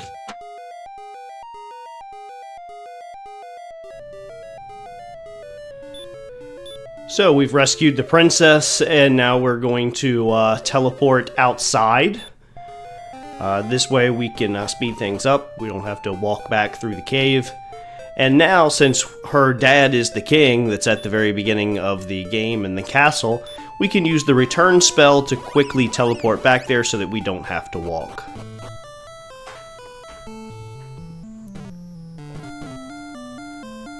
And I love how he's just kind of like carrying her around. Like, it might be hard to see, but he's walking, like, he's legitimately just carrying her. And some of the people do have different dialogue.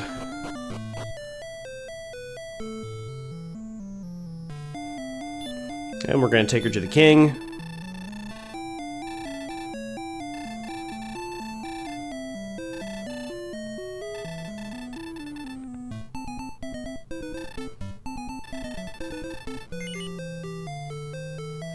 Also, this is how you save your progress in the game. I've just been using like save states throughout this entire thing, but you have to backtrack. See, that's the annoying part about the old Nintendo games. You have to backtrack here to the king if you want to actually save your game. They fixed that in, of course, in other Dragon Quest games, but in the original one here, you had to backtrack all the way back to the king, and he was the one that restored our progress. Or he saved our progress. Now,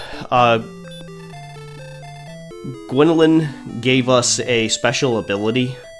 I'm going to talk to her again, because eventually she's going to, like, confess her love to me here, I think. Yeah, so I had to tell her I was in love with her, and... Yeah, but she gave us a special ability that I'm going to use a little bit later.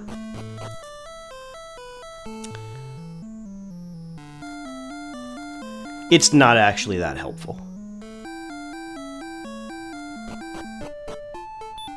And now I'm going to go over to the top, or go over to the next town. We still have the cursed belt in our inventory. Remember, we're not supposed to use that. That's not good. So I'm going to sell that here at this town.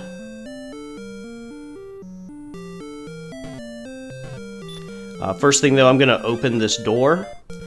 I never talked to this guy earlier because I knew where to go. But he's the one that tells you where to go to get the silver harp. But again, like, playing this game without any kind of a guide in modern day would be very frustrating. And you don't actually need to open that door. I just wanted to show off that that's how you find out where the harp is. And we're going to go in that room in a second.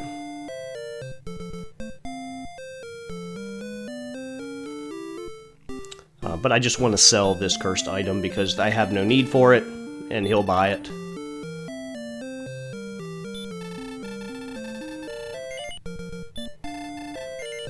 And I have almost 10,000 gold at this point.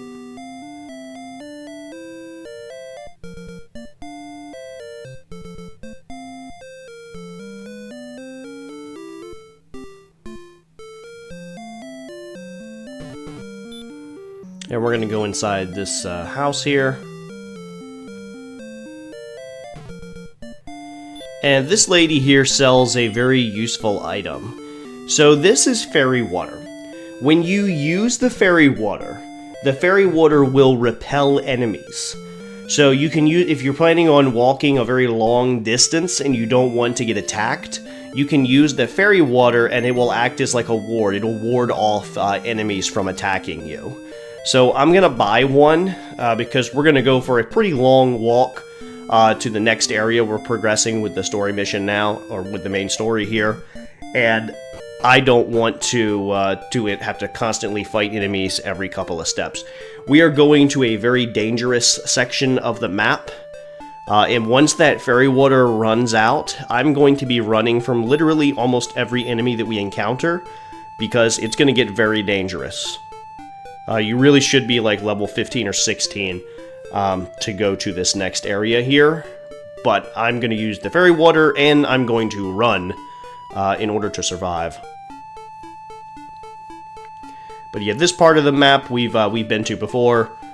No surprises here. And again, with the fairy water, you see how easy it is to kind of progress around here. If the random encounters frustrate you, you may want to stock up on those fairy waters. And it is going to run out very soon. But I got a decent way around the map. I don't know how many steps it lasts. And here's the Gwendolyn's spell. So basically what it does is it just tells you how many more experience points you need, and it kind of gives you like a GPS location on the map, but it's not that helpful because you can't actually like bring up a map.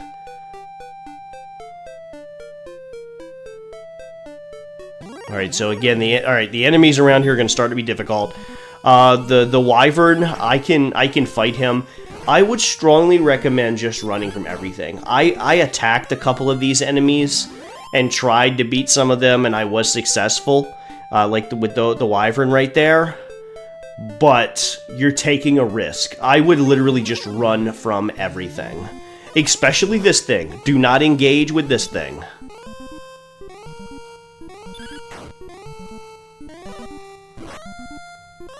You see, look at that. He took 2/3 of my current... Yeah, like, holy cow. Like, if I had tried to beat that thing, I would have stood no chance whatsoever.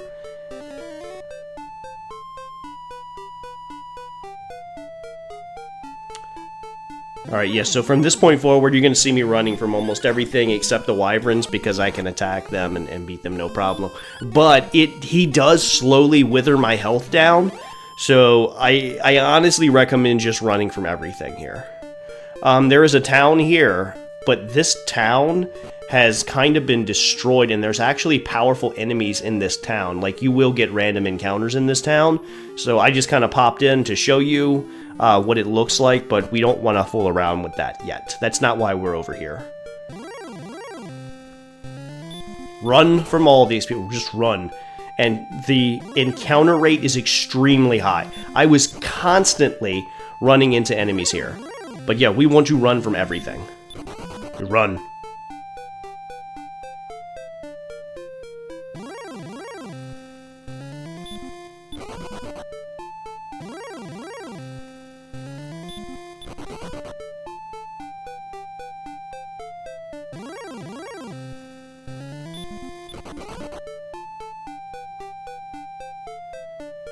I'm gonna go cross the bridge. And again, we know when you cross bridges, the enemies get even stronger.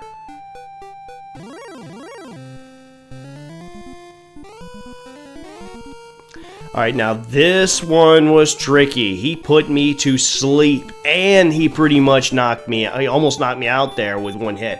Yeah, that's why I said just run from everything, because the enemies that I have taken out, I've taken damage and had to heal. So when you finally get enemies that you have to fight and you don't have a choice, they're gonna damage you.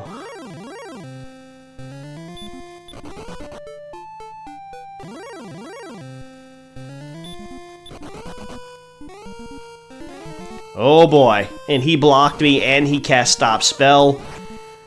I got really worried here because he's blocking me so I can't run. Plus, he's made it so, yeah, he made it so I couldn't use spells to heal me there. Yeah, I came very close to dying there. And my MP is steadily dropping down. And you're gonna want all the MP you can get because there is a boss fight coming up.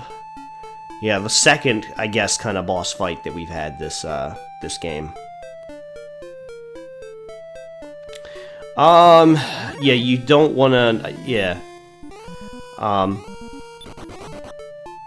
We don't want to go to the right there. There's even, yeah, we don't need to worry about that area just yet. Gonna walk around. Getting close. Almost there. And look, he attacked me before I was even ready. Another bridge with the poisonous swamp, so we're gonna want to be healed up before we go over that. Woo! And another enemy as soon as you cross over the bridge. Okay, so we're almost to the next boss fight. We want to make sure that we're healed up here. I took a risk, so the boss fight went kind of good for me, but it might not go as good for you coming up. But essentially, we're going to fight a golem, and we're going to put him to sleep with the fairy flute, and then just wail on him and hope he doesn't wake up. Now, when I did this fight, he didn't wake up for me, but he might wake up for you. Just use the flute again. So yeah, so item, we're using the fairy flute, and that will put him to sleep. And then I'm just gonna just attack him constantly. Now, he might wake up. He didn't wake up for me here, or at least... when he did wake up, I was already... I pretty much beat him, I think. Yeah. Yeah, he never woke up for me. He might wake up for you, and also, You don't get hardly any gold or experience points for beating him here. Right, and we've made it to the next town.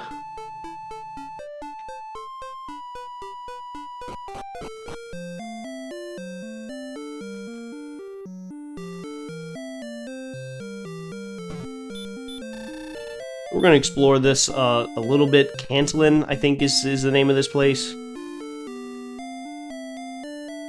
Talk to a couple of people here.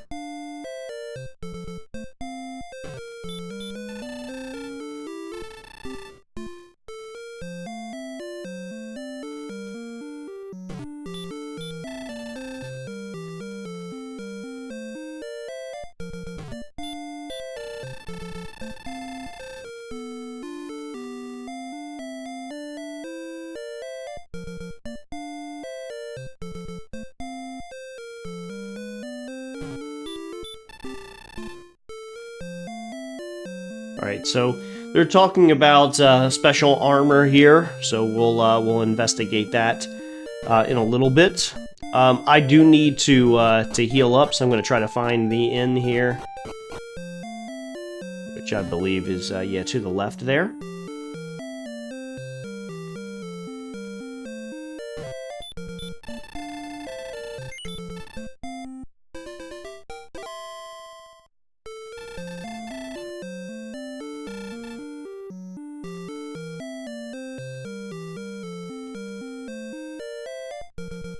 And there are some kind of things that I want to buy, but not just yet.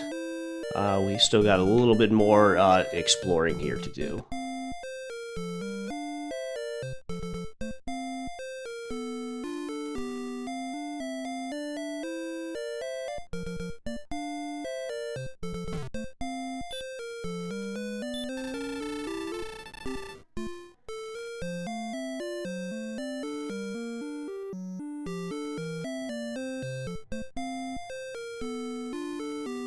Alright, so yeah, so this man hides in a weird building. I'm not sure what's going on there. We're gonna open this door here with one of our keys, and I had to wait forever to talk to that guy. But he tells us that there is a shop that we need to go to, or an abandoned shop that we need to go to. And we're going to face some extremely tough enemies soon, and I'm going to be running from a lot of battles coming up.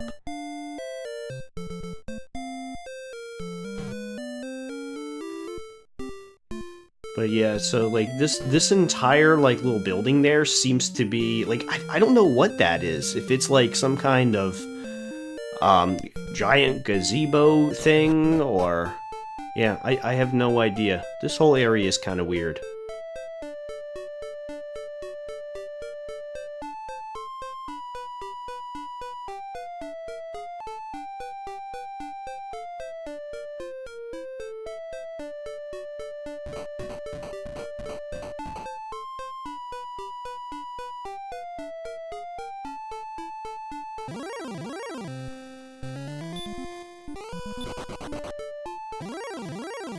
Alright, and you're gonna see, I'm gonna run from some of these enemies. Some of them I will attack.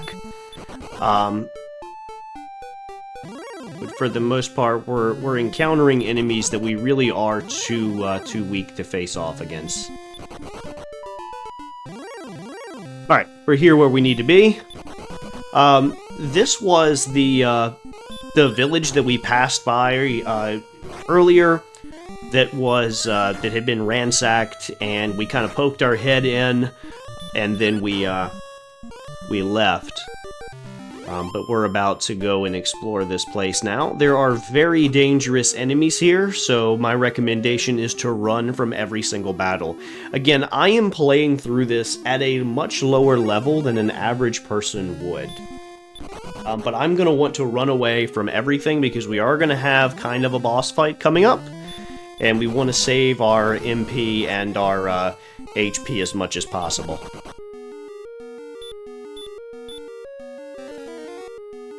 Healing is about to get a lot easier. But for now, that is the main use of our MP.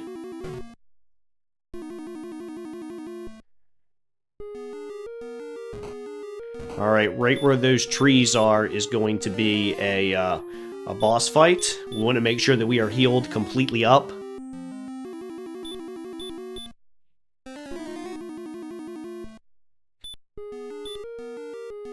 Alright, take a look at my my stats there. You'll see maximum HP is 70, so I was just trying to get up to the maximum HP. Alright, first thing we want to do is cast Stop Spell on him, because he can use a lot of spells like Sleep, and we don't want to be put to sleep, so we want to cast Stop Spell on him, and he will continuously try to cast Sleep even though we have that spell on him. He does hit hard. We are going to end up having to heal or use some herbs, so I'm going to use some herbs, because I want to conserve MP just in case the fight stretches out longer than I thought.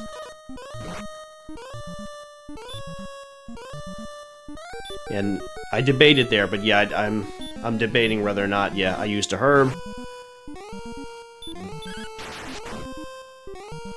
I would say if you get below 30, be careful. I got a critical hit on him, so I got lucky.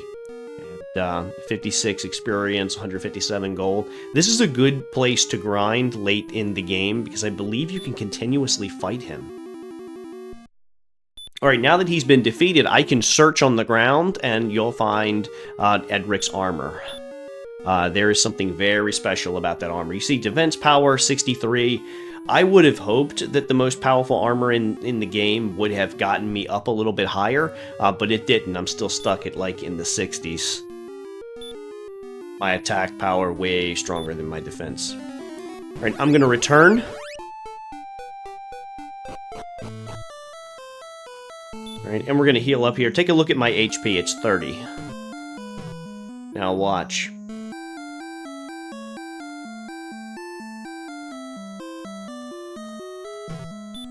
Alright, it's 63 now. So that armor that we just picked up will heal you as you walk. And it's pretty good. It's going to save and make grinding a lot more easier. The problem is when you start facing really powerful enemies, you're going to have a lot of random encounters continuously, so you're not going to be able to walk as long as you would want to in order to heal up. But it does make grinding a little bit easier, which we will need to be doing a lot of very soon. Alright, we're back at the village. This weird village with the giant, like, canopy hidden building inside. Alright, we don't need to actually talk to this guy, but we do need to go through this building to access, like, a secret area here at the bottom. And you'll see there's 2 doors. We need to unlock one of them. And this guy is going to have some information for us here.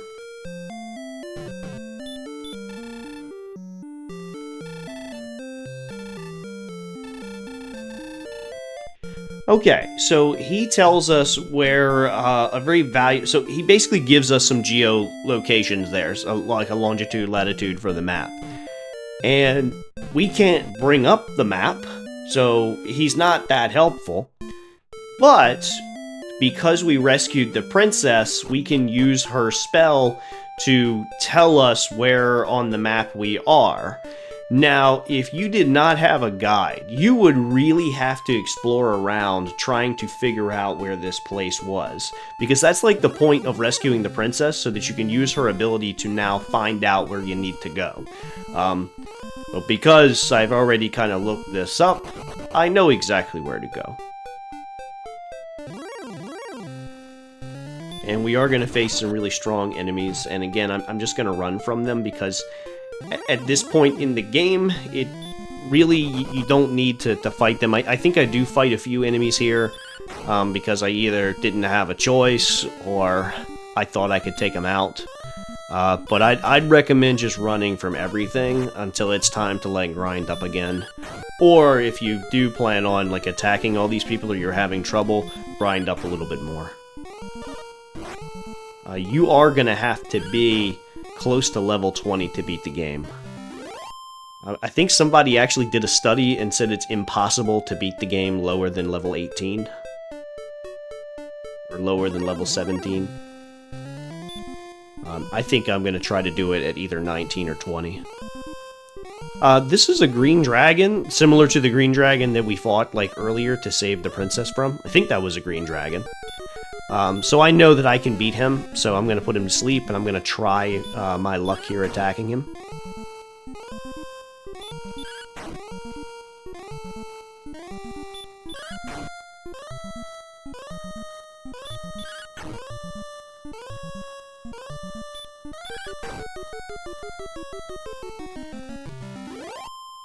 Alright, there we go. That was successful. And we're getting close to where we need to go now. I'm going to heal up a little bit, though. You want to watch your magic because you want to be able to have enough magic that you can use the return spell if you get into like a cave or an area where it's so far away from civilization. So you want to always make sure that you have just about 10, like 8 to 10 MP left, so that you can use those spells to escape if you get into a serious situation.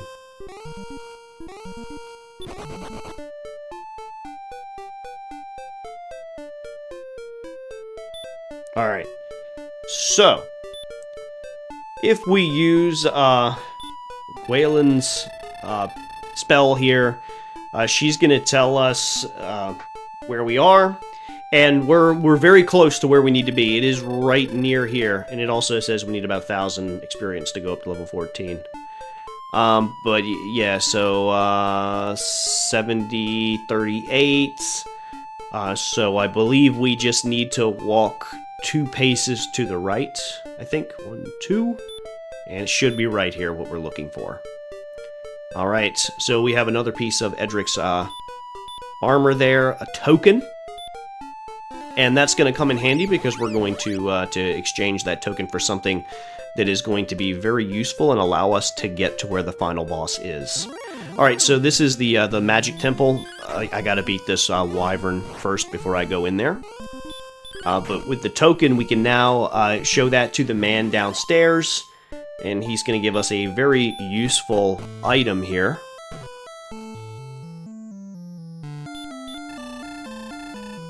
The Rainbow Drop.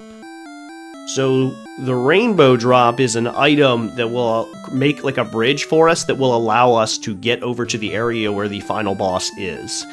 And we're actually going to be heading over there shortly. We're not going to fight the final boss, but we are going to get over there. Alright, so I made a pit stop here before going to the new area. I needed to get some more keys. I don't actually think I'm going to need any more keys, but I didn't want to be caught in a dungeon without them, so I decided to max out all my keys. I'm not sure if you're going to need them or not, but I'm just doing this as a precaution just in case I forgot. So I'm just going to buy the max amount of keys I can carry, just as a precaution in case I'm going to need them.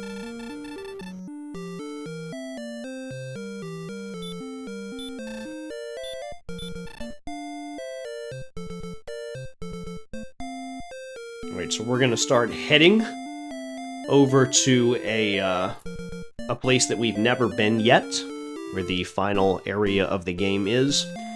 Now, I'm not going over there because I want to beat the final boss. We're not going to be able to beat him. We're going to be lucky to even survive, because you really shouldn't even walk into that castle unless you're like level 15. And you're not going to be able to fight or have any chance at beating the final boss unless you're like level 17 or 18.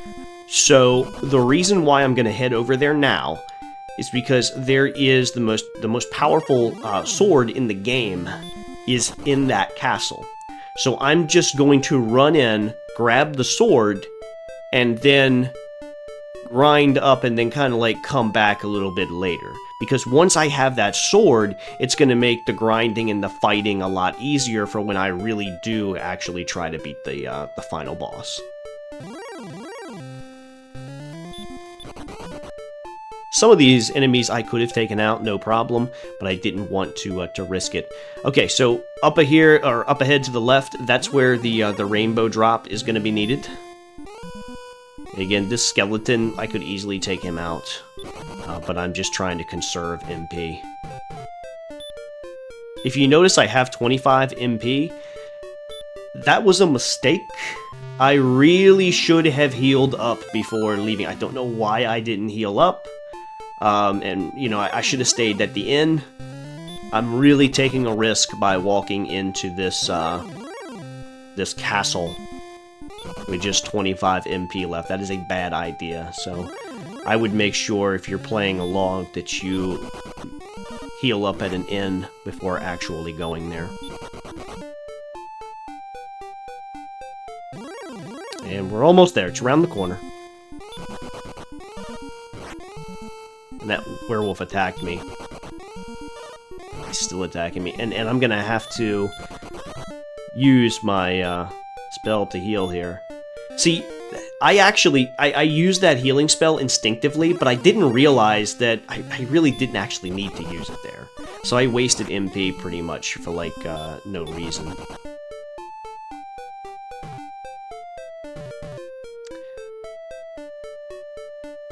Also, that armor makes it so that spells don't work on you anymore. And you can also go across those swamplands and everything without taking any damage. Alright, here we go. This is the location of the final boss. This is the final part of the game. But again, I'm just dipping in here to get a very powerful weapon, and then I am dipping right out. And I'm gonna run from everything. Because everything in here will kill you. And I'm gonna have to use, some... Well, no, I'm gonna chance it. Because remember, I only have 21 MP. Alright, that door down at the bottom left, we don't need to worry about that right now. And the encounter rate is really high. I could take out the green dragon, but I'm not wasting any... I'm not putting myself in a situation where I can waste any MP at all. And you see, this encounter rate is high. It is very likely that you will die coming in here at level 13. I'm taking a huge risk by doing this, but I want to show you that it is doable. So I'm searching the king's throne room here, and it just says I feel the wind blowing. So we need to now go behind the king's throne, because behind the king's throne there is a secret passageway. You see, there's an axe knight. Alright, so yeah, we're searching the ground, and secret passageway right here. Now we're going to use the Radiant spell. Again, I'm going to have to dip into that MP. That's why it's best to come in here with full MP, which I did not. So we're lighting up the chamber. You could also use a torch. That might be the better way of doing this, because that way you don't have to use any MP at all if you're using the torch, and the torch kind of stays lit. But we're looking for a very specific treasure chest in here. A very specific treasure chest that will have the most powerful sword in the game.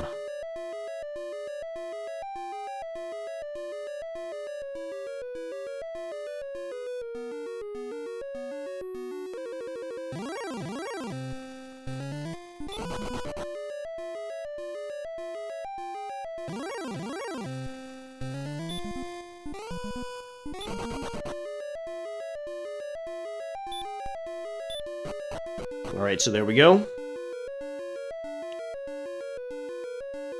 I would say about halfway to it. I think that is actually the treasure right there. But we have to kind of go down a flight of steps and up a flight of steps and down a flight of steps and up a flight of steps. It's still a decent ways away.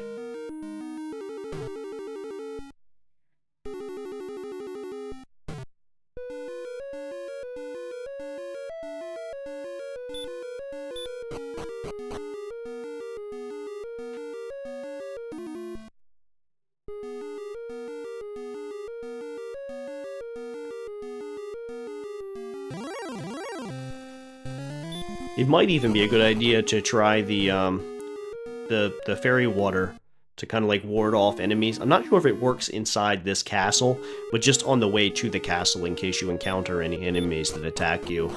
Although the enemies on the way to the castle don't seem as big a deal.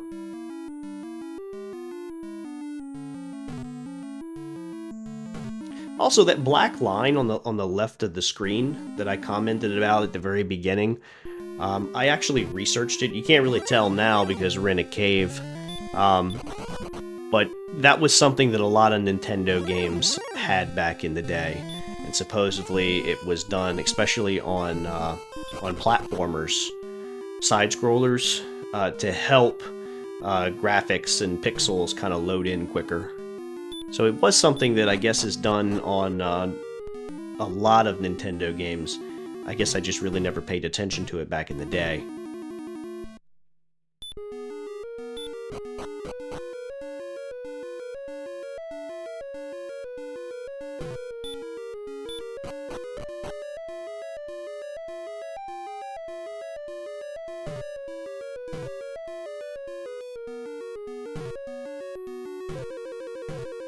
Alright, we're almost there.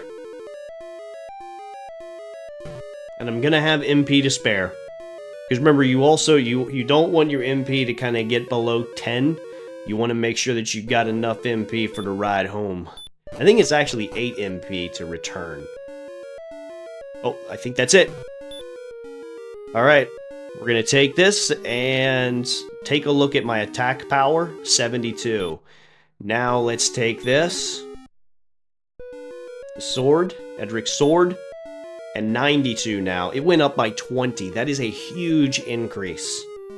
A huge increase, and that's really going to help us out a lot when grinding. And I'm going to use the outside spell, take me outside, and now I'm going to use the return spell. So that uses 6 MP, just to take you out of the cave is 6 MP. And a return spell. Ooh. That uses 8. Alright. So guys, I'm going to restore my MP now. And the next thing that we're going to need to do is grind up until we have about 15,000 gold. Because there's some things that we need to buy, so we need to have about 15,000 gold. And that's probably going to also move me up a level too.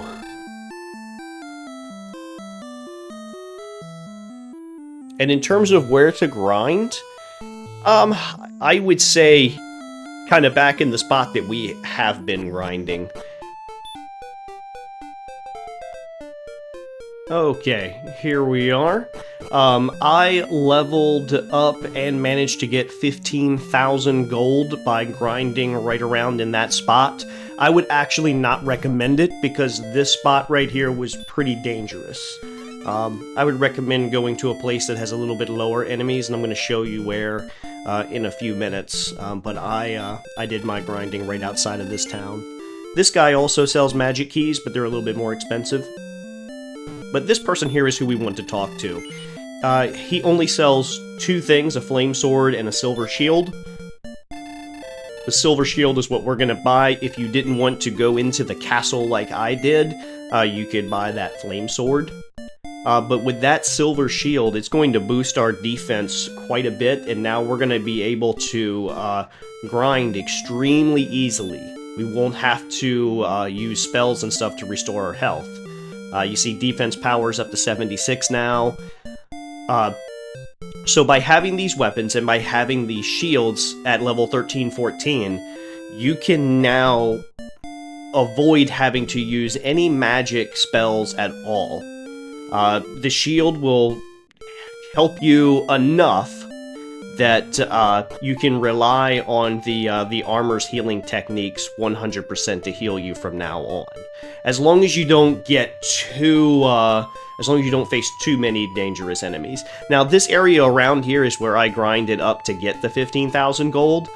But again, the enemies around here were pretty tough. It might be better off to come back here when you're like level 15 or 16 to continue grinding. I'm going to go up to that abandoned village and grind from there.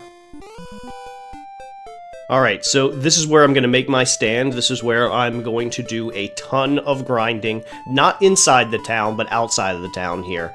I'm going to try to get up to level 17. Alright, I have gotten up to level 17. You can see my attack power 112, defense 86. We are not done grinding yet, but we are ready for the next phase here. You see the enemies I'm facing out here are pretty much pushovers at this point. So we're going to move into this village, and we're going to start using this village as the new grinding spot. Now that you've leveled up, you can handle the enemies in here. They are going to still prove to be a bit more difficult because they use magic spells. But you'll see the green dragon here. I should be able to take him out with a couple of hits. My HP is so big at this point that even if he damages me, I'll walk around a little bit, I'll heal up. If my HP drops dangerously low, I just walk outside the village, walk around, beat some lower level enemies, and then come back. There is one enemy in here you do need to look out for, and it's the wyverns in here because they use spells. I'm going to try to show you one on here. Also, the bottom part of this area is probably the best place to... Oh, here we go. The star wyvern. Yeah, cast stop spell on him because he can use a heal spell to power up. I think it's full heal or more heal. I can't remember the name of it. But yeah, that particular spell... Yeah, heal more.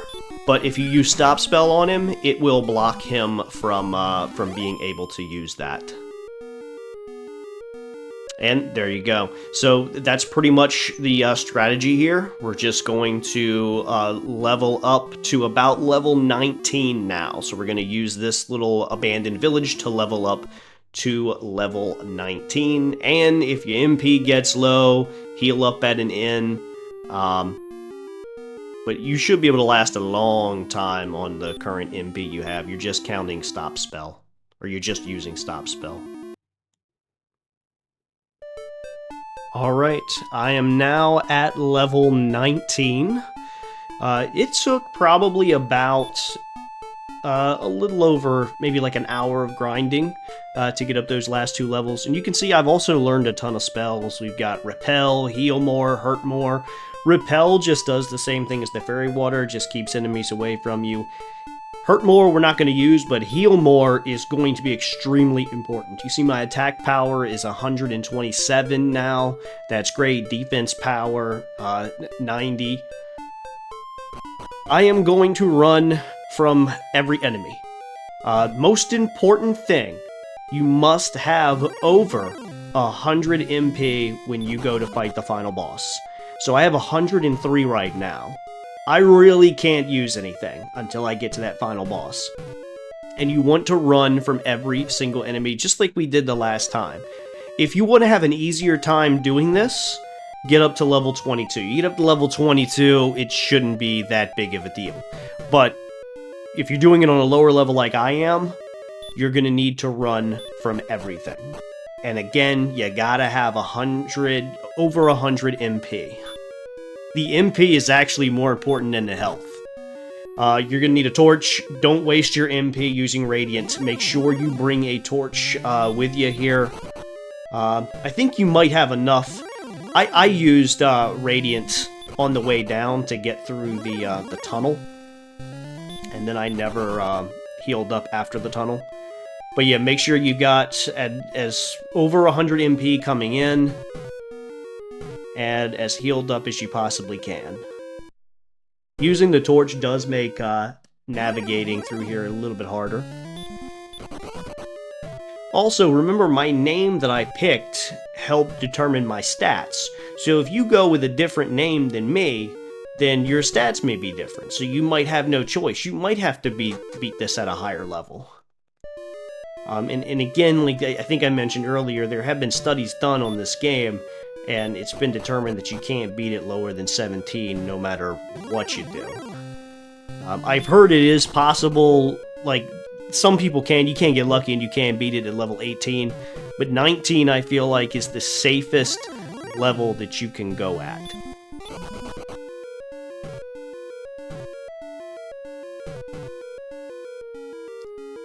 I think that the trip to the final boss actually takes less time than it did to find the sword. Alright, those dragons right there, you don't want to fool around with them. You do not want to mess around with those dragons.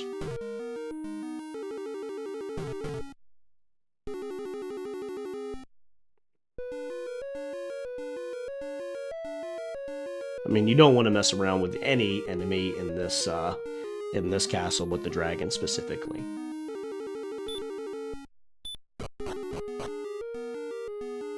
Alright, we're getting closer.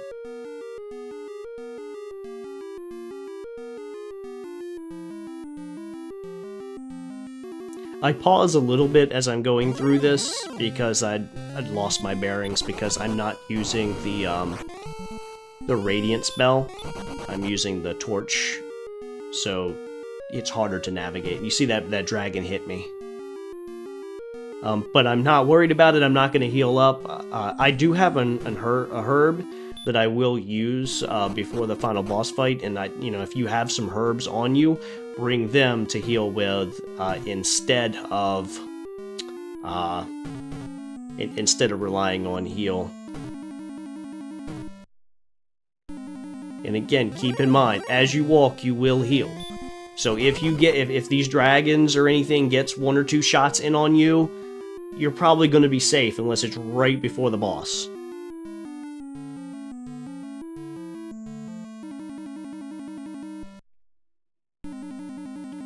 Alright, I almost went down the wrong stairs. You don't want to take those stairs, you want to take these stairs over here. We're getting close.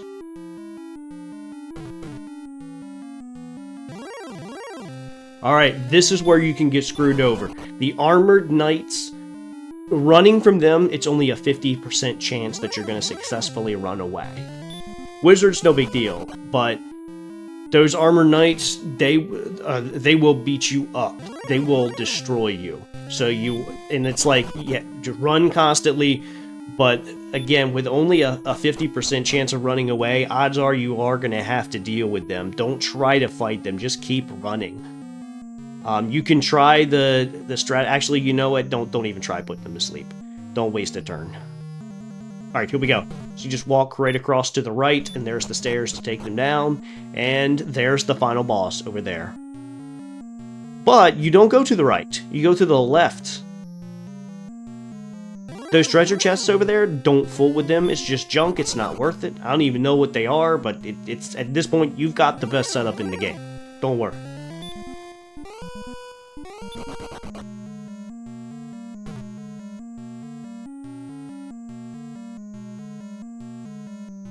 Yeah, they want you to waste a key. They want you to just walk an extra couple of spaces. They want to wear you down. They're just trying to trick you by going to those chests. And I've gotten so lucky with these armored knights.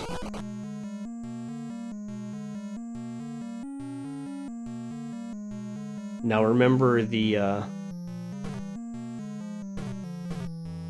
chances increase when you're on like those tiles, those like desert sand tiles. The encounter rate increases, but you see, it didn't really cause that much of an issue for me. Okay, so this guy got me. He did 18 points of damage to me, but I'm about 18, like, I know I'm gonna be safe. And now, luckily he only got 1 shot in on me. Alright, and now I'm to the final boss. I have 124 HP. I'm not gonna use the heal spell. I'm going to use a herb to heal up. But honestly, I don't really think you need to. Because you're going to see when we start fighting, the MP is more important than your health. Because that heal, the more heal spell will heal about 100 HP every time you use it. And there's 2 stages, because like most final bosses, he does have like a transformation. His transformation is probably the coolest thing in this game, to be honest. Oh, and you have to say that, no, you don't want to join him. If you agree to join him, like, the game's gonna, like, freeze up right there, and you'll have to, like, restart it. Alright, so we're just starting off. Strategy is just wail on him. Hurt more will do a ton of damage, but don't worry about healing up just yet. Okay, now, it looks like we beat him, but now it's the real final boss. He transformed into a dragon.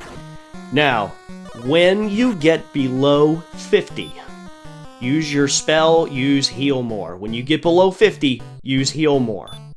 And just repeat this process over and over and over until the end. Just keep going. And with, I'd say you got about a 90% chance of this working. If you don't mess up. Again, when you get below, if you got like 55 health, don't use it. You got 45 health, use heal more. But don't get if your health drops below 50, you've got to use it. That's why your MP is more important than the HP, because it uses about 10, I want to say 10 MP every single time.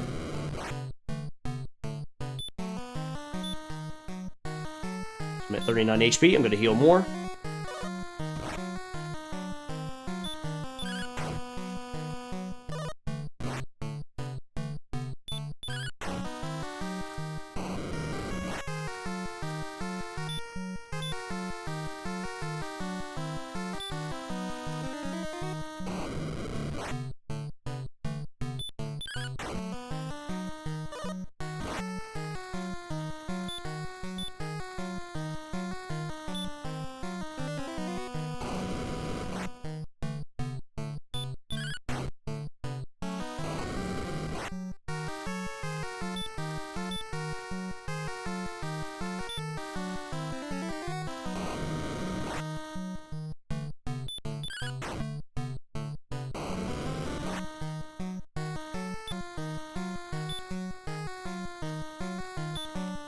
Alright, at this point in the fight, I started to get really worried.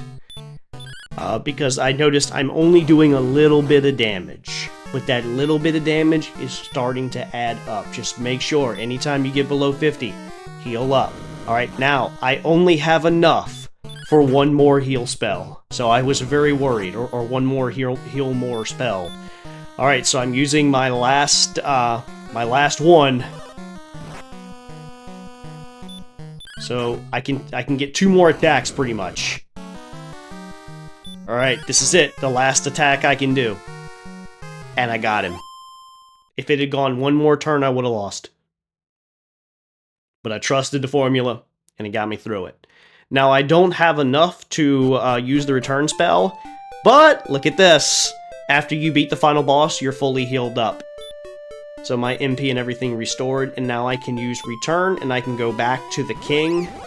And we've got kinda like a cutscene here. Here we go. Back at the castle.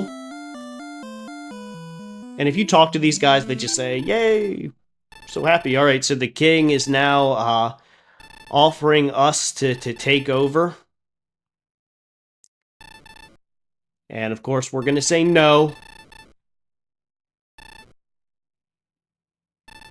It's like we gotta go find another place to take over. But we are gonna take the princess. And you see now they have the I'm carrying the princess now. And they're playing their trumpets for me. And that's it, congratulations. Thou hast restored peace unto the world. Where there are many roads yet to travel, may the light shine upon thee. And this is just the first of many Dragon Warrior / Dragon Quest games. I love this game. Like, I like the simplicity of it. Well, I mean, minus the few quality of life improvements that would be made in future installments. I love Dragon Quest. Akira Toriyama, the guy who did Dragon Ball Z, designed the characters in the Dragon Quest games. This was, I think, back when he was, like, barely famous. But yeah, I love these. I'm not gonna say they're better than Final Fantasy games, but I do enjoy playing these more than Final Fantasy, simply because they're just nice pick-up-and-play, relaxing games. The grinding, I didn't think was that bad. I've played games with a lot worse grinding.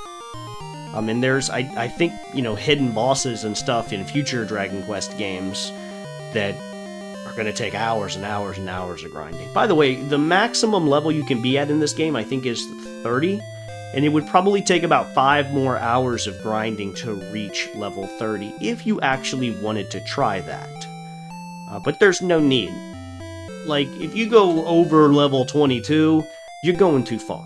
Like, level 22 is more than enough to beat him. Level 19, if you know what you're doing, you can beat him. Level 17 and 18, good luck to you. Alright, and that's it.